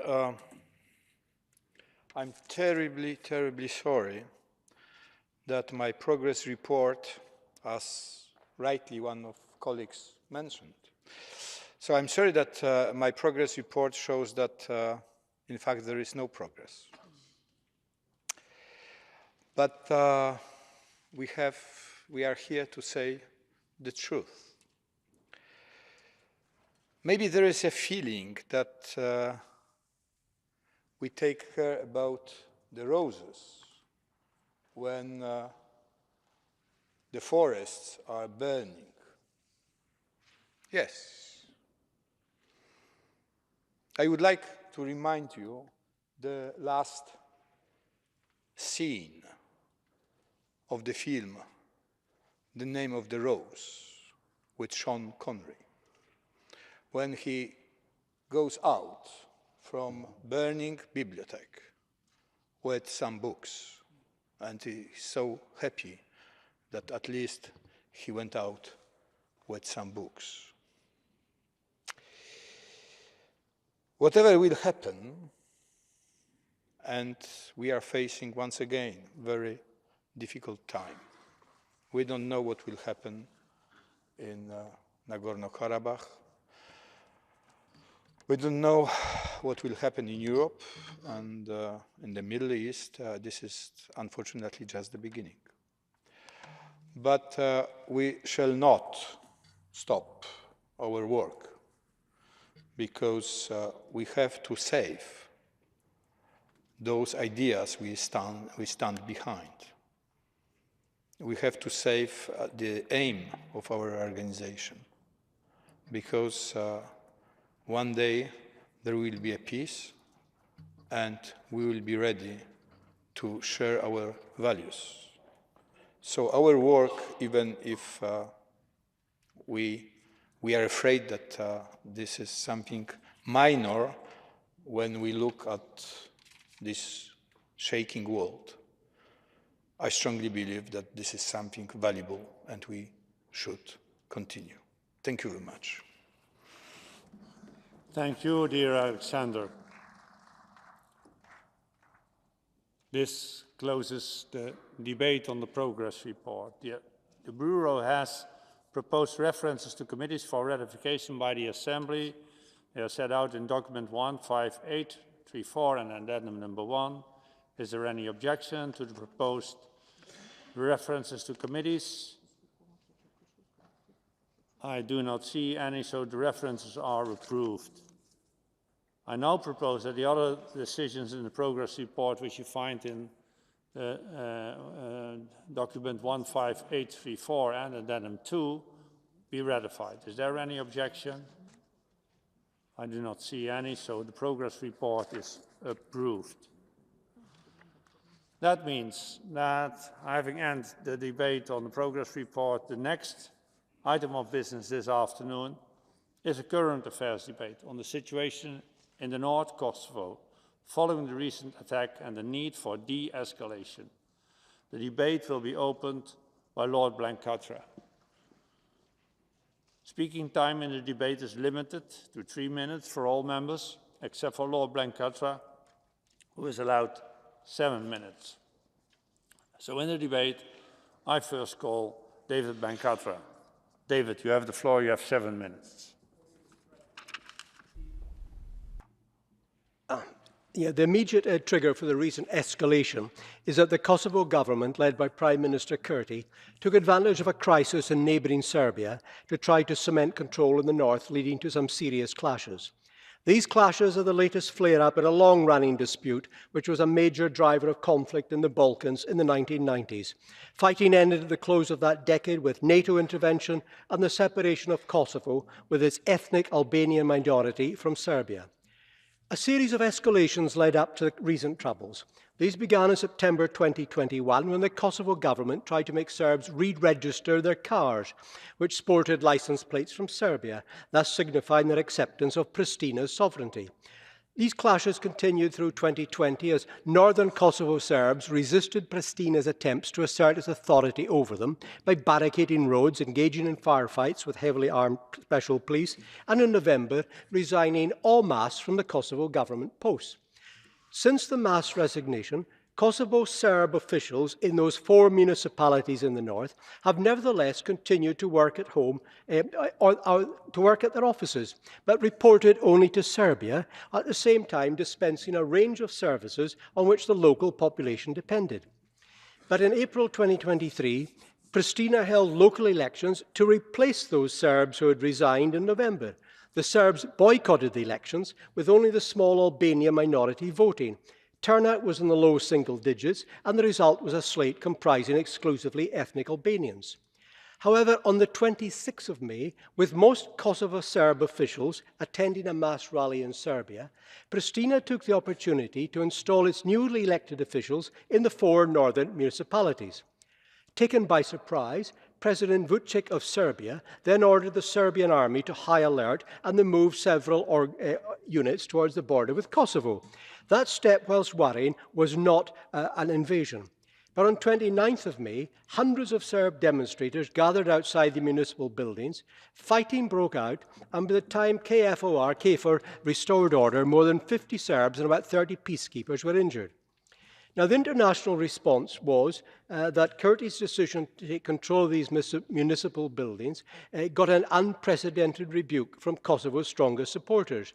The US Secretary of State Antony Blinken and the EU's Foreign Policy Chief Joseph Borrell called on Kosovo to suspend police operations focusing on the municipal buildings and for the protesters to stand down.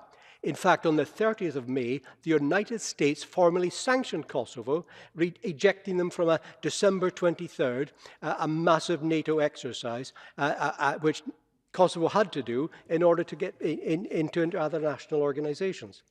So, the actions of Pristina and the government have derailed EU efforts to breathe life into agreements which it had recently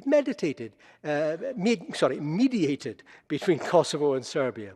Now, those agreements sketched out a path towards normal relations in which the two sides accepted each other's international personality, their flags, their passports, license plates and the like, and exchanged permanent representations, in effect, kind of embassies. But the attempts foundered almost immediately over the issue of Kosovo Serb autonomy, because Pristina has refused to implement an earlier 2013 and 2015 set of commitments to expand Serb self-rule by creating an association or a community of Serb municipalities. Colleagues, unless it is checked, this history is important, because unless it's checked, the situation in northern Kosovo stands to worsen, including escalating into more serious fighting between Kosovars and Kosovan Serbs. So what can be done? Well, whilst most EU member states worked with the US to bring about Kosovo's declaration of independence in 2008, Belgrade and Pristina have never normalized relations with each other. There's 2 major issues. One is Serbia's persistent refusal to join over 100 other countries, including all but 5 EU member states, in recognising Kosovo's independence. The other is the question of how to integrate Kosovo's minority Serb population into the government architecture, particularly in those 4 northern municipalities where the Serbs form the majority. Now, a possible solution may be de jure partition of Kosovo. Belgrade and Pristina have already discussed an exchange of territories, with northern Kosovo going to Serbia and comparable parts of Serbia's Albanian majority, Preševo Valley, going to Kosovo. But of course, that has knock-on consequences in neighbouring states such as Bosnia and Herzegovina and North Macedonia. And I believe that the US and the EU are right to urge the Kurti government to organise genuine new elections in these 4 municipalities. But as Kurti has said, he's willing to do so. But the Serbs would probably boycott those elections without a commitment to create a self-governing community or association of Serb majority municipalities. But colleagues, Kurti is a strong leader who feels he has the people behind him, and he may be unwilling to take those steps, whatever the consequences for his country's relationships with its long-term backers. Now, if he continues to resist these measures, then Serbia and Kosovo could well find themselves in a dangerous escalatory dynamic.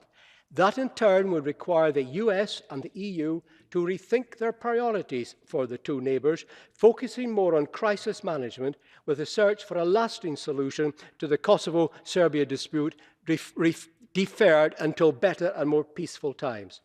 The immediate task then will be protecting minorities, the Kosovo Serbs and the Albanian villagers in Serb-majority areas. In conclusion, Mr. President, what about nation status? Well, over 100 countries recognise Kosovo as a sovereign state, but 5 EU countries, Cyprus, Greece, Romania, Slovakia and Spain, do not.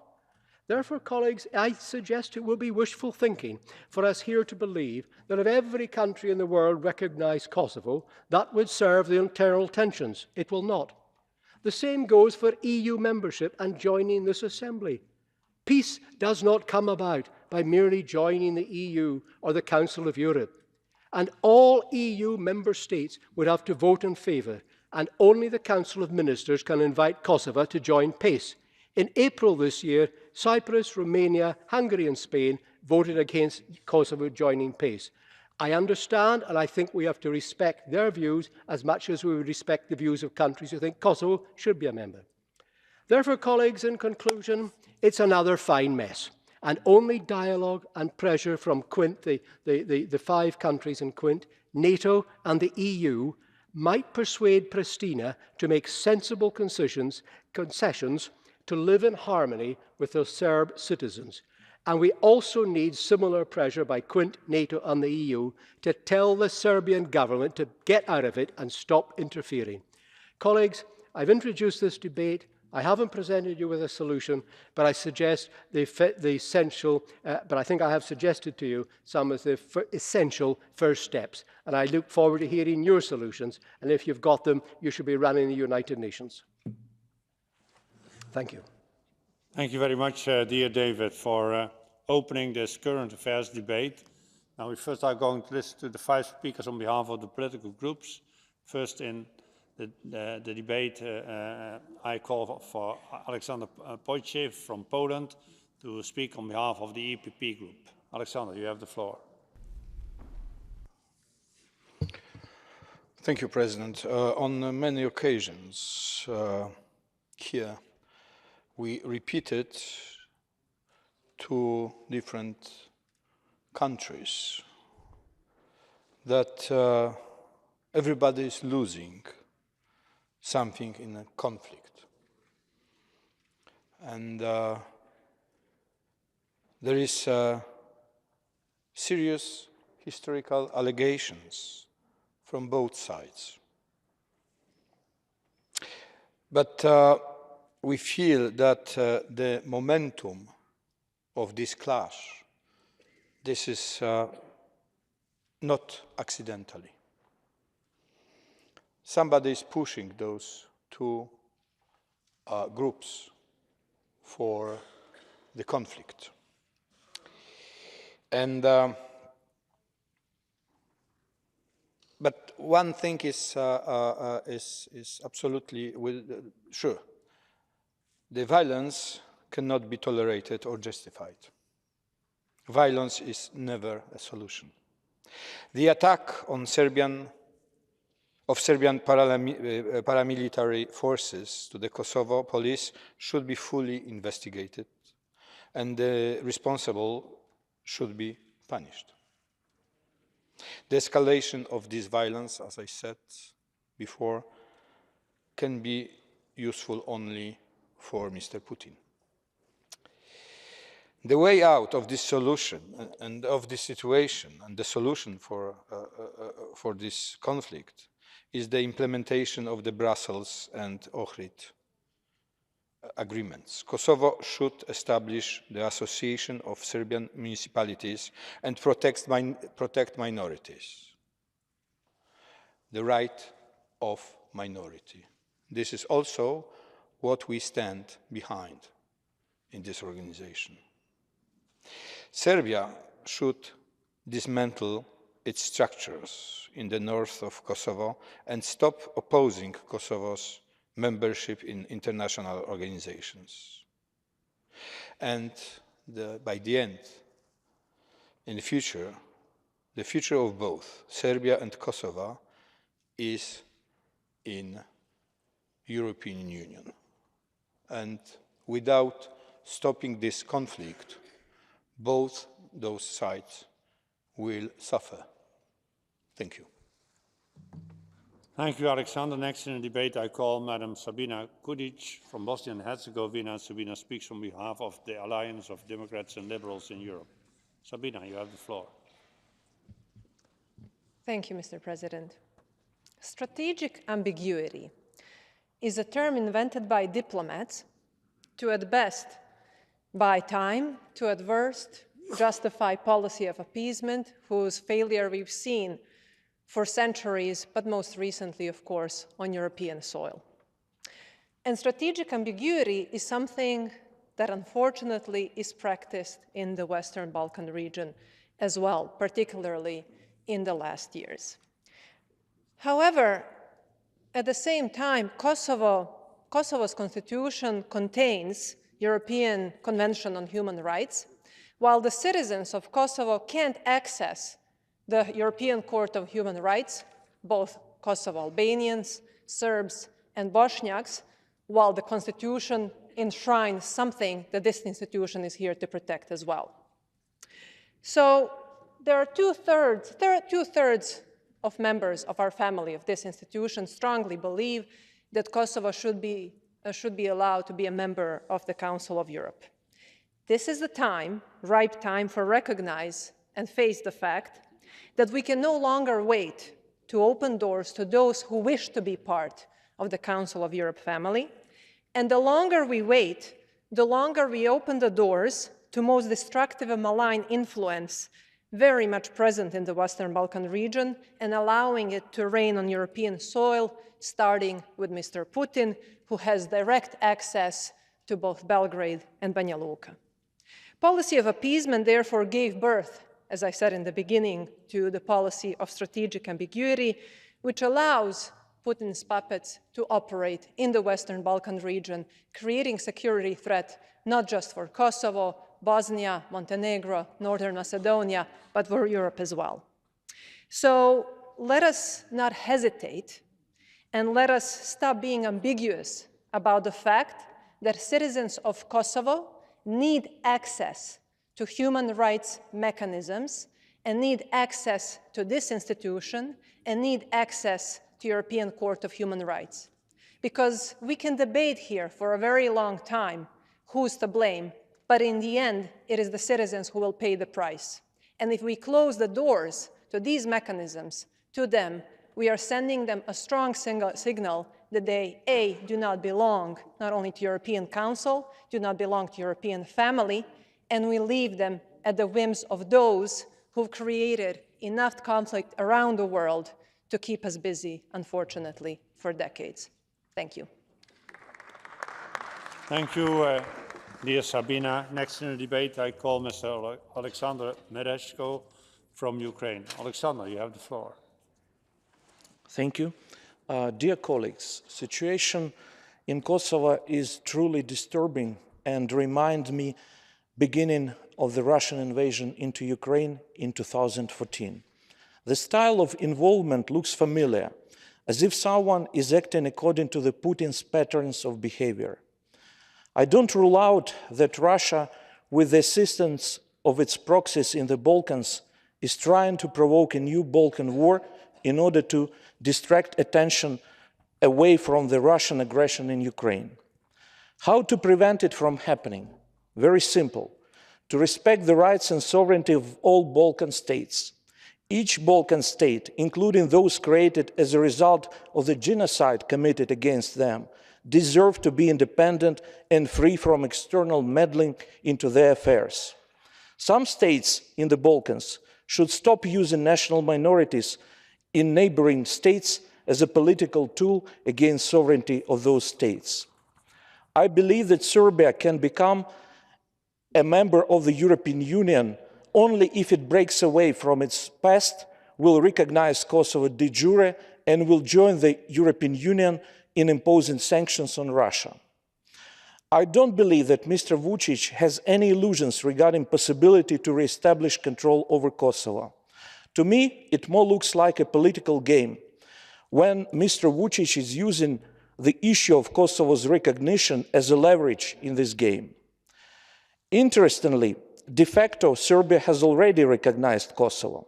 It would be expedient and fair to do it de jure. It would be in the best interest of Serbia and its people, and would show that Serbia deserves the right to be a full-fledged member of the European family of democracies. Thank you.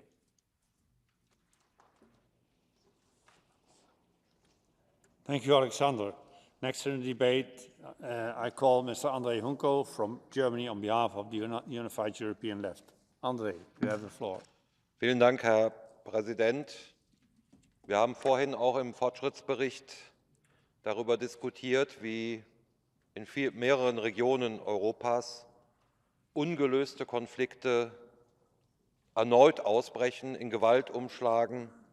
Und ein Beispiel dafür ist die Situation im Norden Kosovos, wo am 24.09. eine kosovarische Polizeistreife in einen Hinterhalt gelockt wurde, ein Polizist getötet wurde und 2 verletzt wurden. Erstmal sah es so aus, dass das auch weiter eskaliert. Man muss aber auch dazu sagen, dass es ein Stück weit gelungen ist, diese Eskalation abzumildern. Es gab zunächst Truppen auch aus Serbien, die sozusagen dort massiert wurden an der Grenze, aber das ist sozusagen alles zurückgefahren worden. Also wir haben nicht die Dimension der Eskalation und des Gewaltausbruches, wie leider auch in anderen Teilen. Und auch das muss man mal festhalten, dass es nicht immer nur sozusagen auf dem Weg der Gewalt und der Eskalation sich bewegt. Das Grundproblem, das strukturelle Grundproblem ist angesprochen worden. David hat das sehr detailliert eben auch dargestellt. Wir haben die Situation im Norden Kosovos, die mehrheitlich serbisch bewohnt ist, die Kommunalwahlen boykottiert hatten und dann mit 3,5% der Wahlbeteiligung dort jetzt kosovo-albanische Bürgermeister gewählt worden sind und so weiter und so fort. Der Konflikt schwelt. Und ich glaube, wichtig ist es erstmal natürlich, dass wir eine Umschlagen in Gewalt und in aggressiven Nationalismus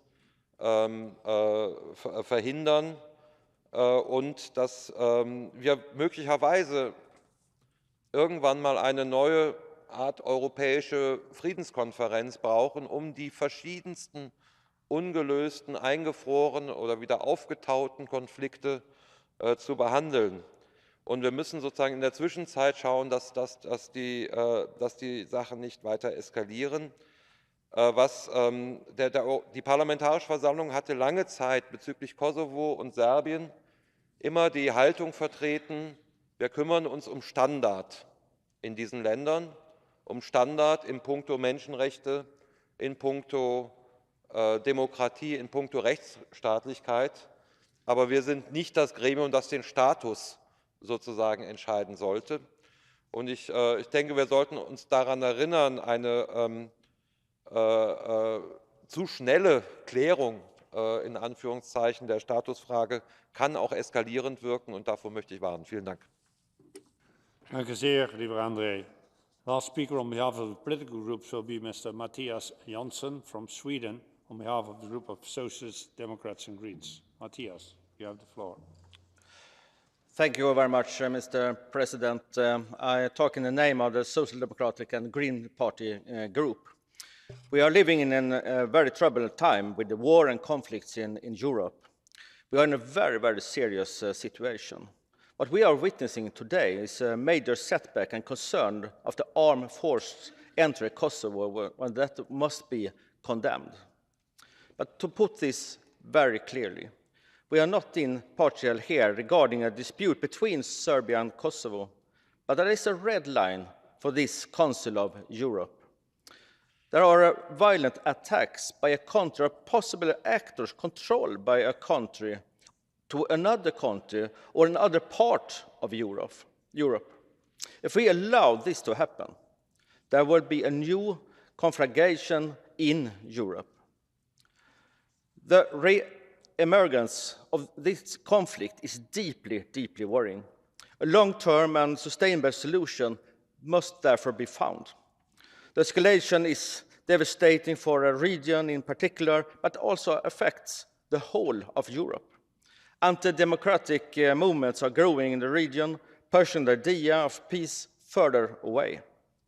Many of us hope and believe in increased stability when the historic EU agreement was reached between Serbia and Kosovo in March this year.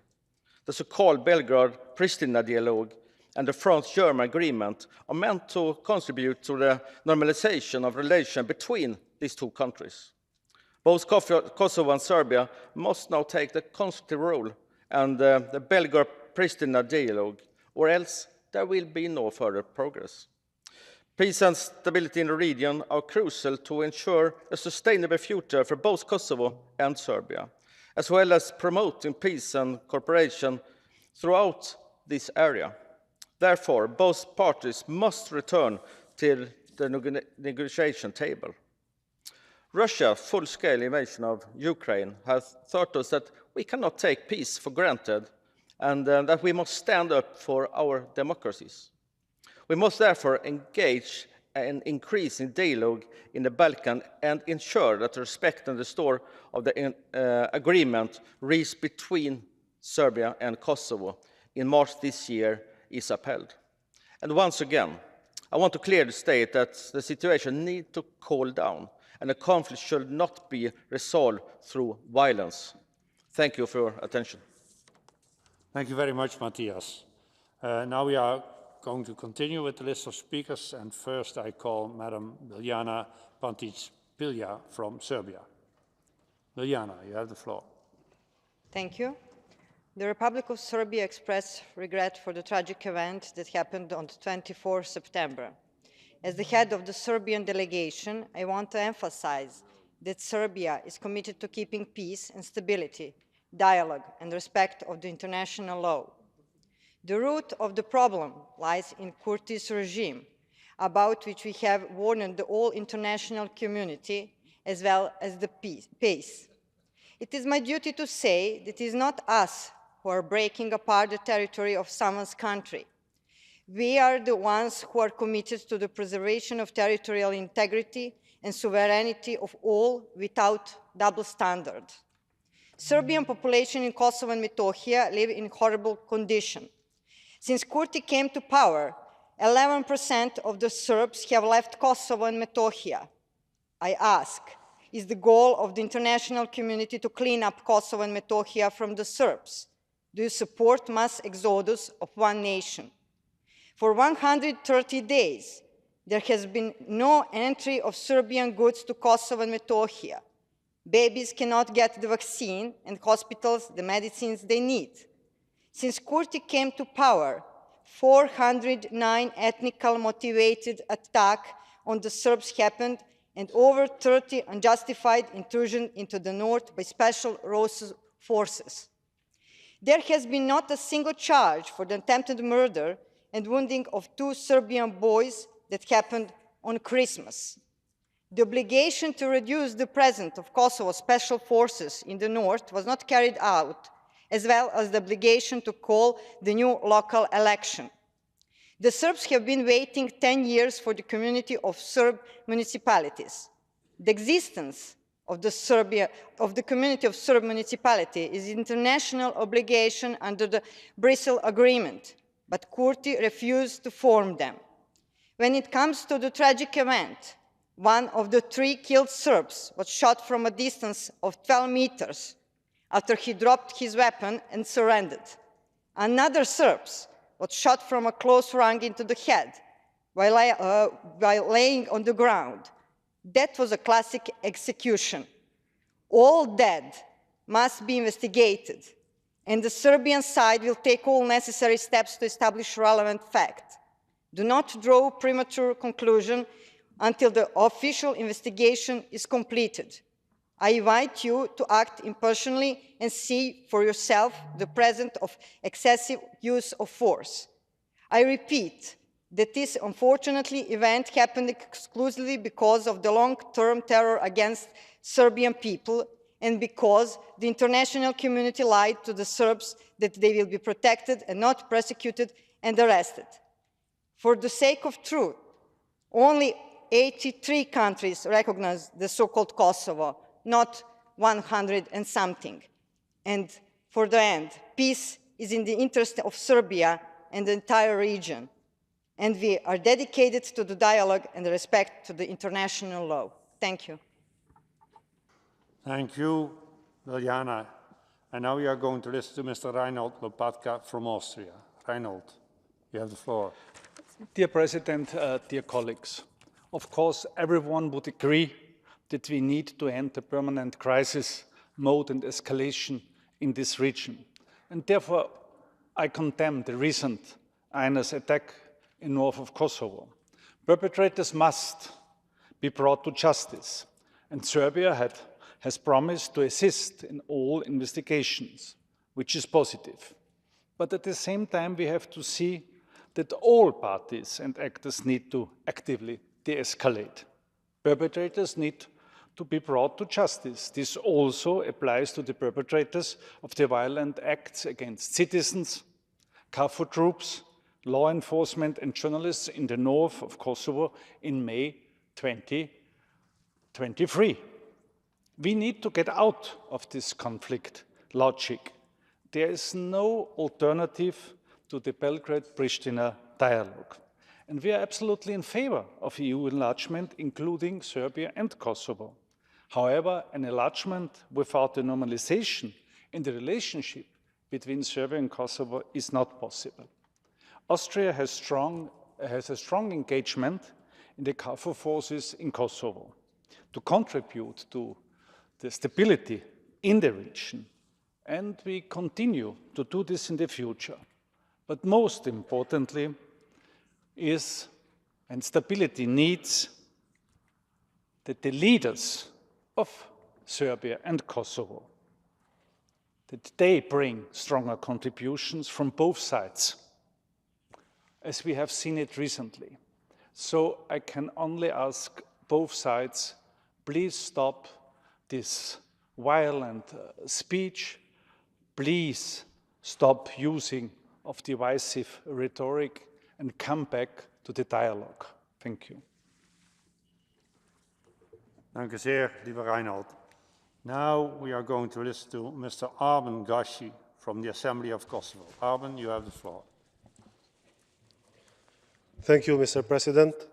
Dear colleagues, in times of darkness and despair, it's our duty to stand together, to confront the devastating consequences of terrorist attacks, and to find hope in the pursuit of peace. On the 24th of September, in the village of Banjska, municipality of Zvečan in Kosovo, was committed a terrorist attack while a group of armed, uniformed and masked terrorists killed one police officer and injured two others. Serbia, which is a member of this great institution, supported and equipped these paramilitary groups with weapons, ammunition and other means to commit this terroristic attack. Serbia still continues to support them, as all of the terrorists involved in this attack are hidden in Serbia. In the face of such grievous event, it is our responsibility to unequivocally condemn terrorists and its supporters in all of its forms. We must not allow terrorists to undermine the progress we have made in building peace based on the principles of democracy, human rights, and the rule of law. Moreover, we call for a thorough and impartial international investigation into the existence of training camps for terrorists in Serbia, the presence of such facilities is not only a violation of international norms, but also a direct threat to the regional and global security. Together with members of the Council of Europe, we must stand in solidarity against terrorism and work tirelessly to ensure that those responsible are brought to justice in Kosovo. Moreover, we call upon Serbia to remove its military troops from the border with Kosovo. This action is not only essential for regional stability, but also in alignment with international agreements and the principles of peace and security. The presence of military troops on the Kosovo border has the potential to escalate tensions and jeopardize the fragile peace in the region. We firmly believe that peaceful dialogue and diplomacy are the most effective means to resolve disputes and ensuring security for all parties. Our collective resolve to combat terrorism upholds the values of the Council of Europe and secures a safer future for all remaining unshaken. Let us move forward with determination and unity, guided by the principles of justice and peace. Thank you very much. Thank you very much, dear Arben. The next speaker on our list will be Mr. Petri Honkonen from Finland. Petri, you have the floor. Thank you, Mr. President, dear colleagues. I must say how deeply sad I am watching the negative development of rule of law and human rights in Europe. We see escalation after escalation. In the current geopolitical situation, I must say that the role of Council of Europe has only increased. Kosovo is an independent state, and it's clear that we need to attach Kosovo into the European human rights system better in future. The situation in northern Kosovo is very alarming. The violence against police, officers and civilians is to be condemned at the strongest terms. EU and US have been asking after a gradual de-escalation. A constructive dialogue between the partners is essential. Without a dialogue, it is impossible to establish the steps towards regional coexistence. In the meantime, it is totally clear for all of us that somebody is also escalating behind these counterparts. All European instability serves Putin's Russia and its illegal war against Ukraine. Every conflict on our territory makes it easier for the other side to create chaos, escalation of frozen conflicts, confusion and splitting the public opinion. We need to keep unity in the face of threat to European democracy, rule of law and respect of human rights. My message, therefore, is dialogue. Both parties benefit directly. Let's give a real chance to Belgrade-Pristina dialogue. Thank you. Thank you, dear Petri. Now we are going to listen to Mr. Marco Scuria from Italy. Marco, the floor is yours. Grazie Presidente.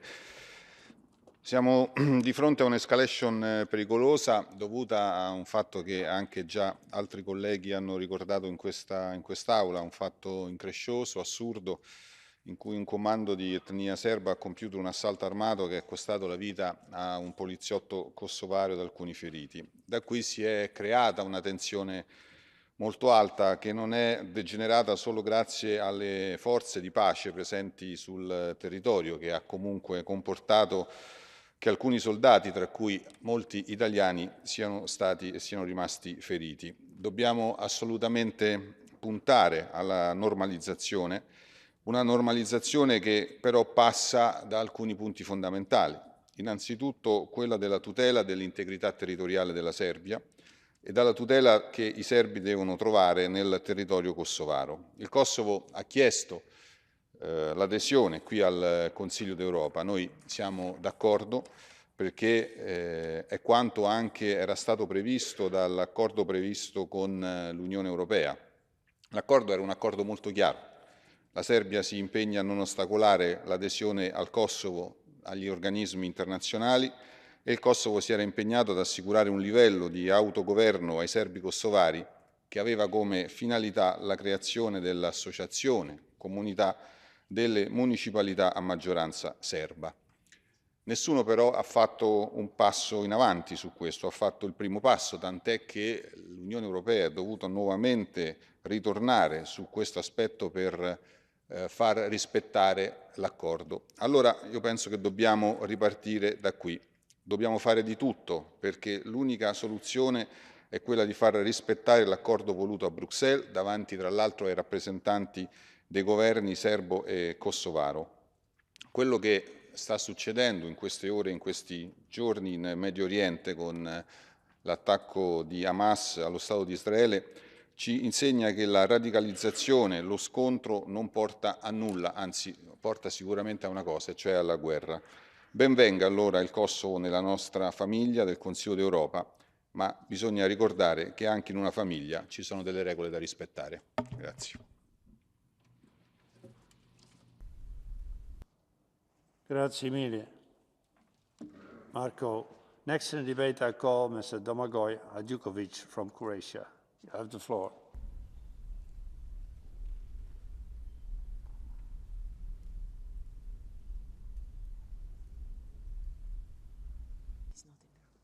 As he is not available because he has meetings as rapporteur, we are now going to give the floor to Madam Ingrid Skau from Norway. Ingrid, the floor is yours.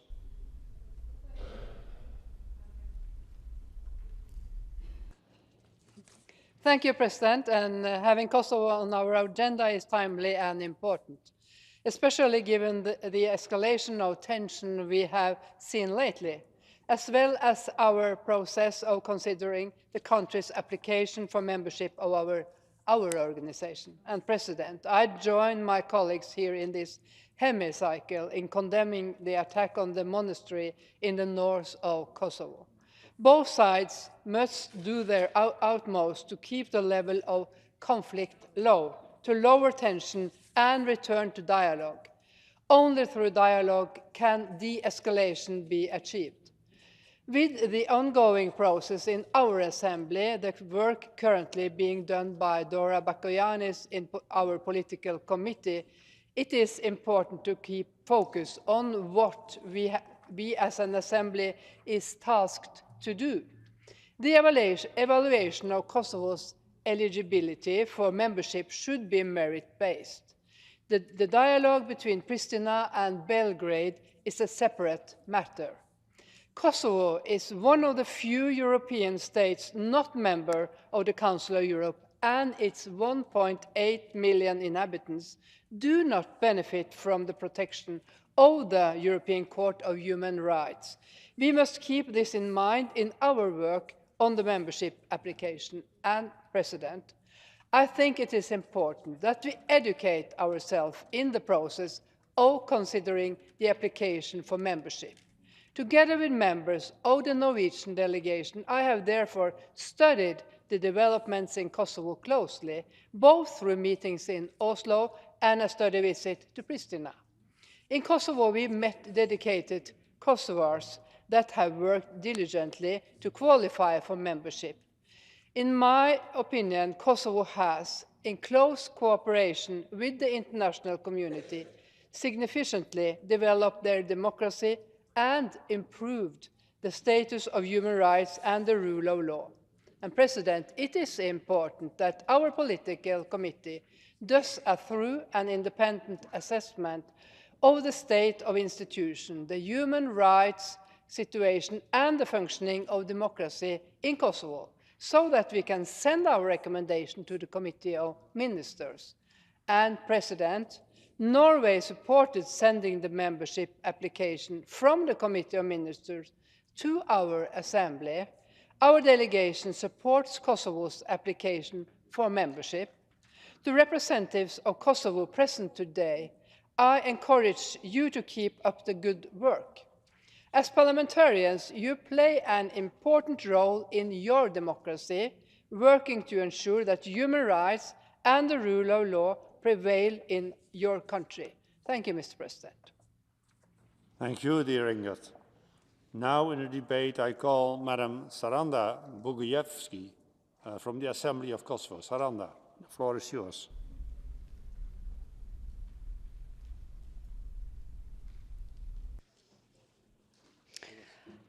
Dear President, thank you. I promised myself I would not bring myself to this level of discussion, but unfortunately when I hear my Serbian colleagues, not only during this debate, but in other debates, I cannot not go to this point of what I want to discuss. You see, 25 years ago as a 13-year-old, I survived a massacre from the Serbian army, which was then led by men who actually are leading the country now, and were part of that regime. As a 13-year-old, I was left in a pile of bodies of my family with 16 bullets, and today I hold these marks in my arm and other parts of my body. And to see 25 years after, where we continuously getting attacked verbally and in other means, recently with a terror attack in Kosovo, it's unacceptable. And enough is enough. There's never been an apology. There's never been anything taken into bringing justice, not only what happened then, but even now. The men that carried out the terror attack are in Serbia, and they are not being tried, and they're not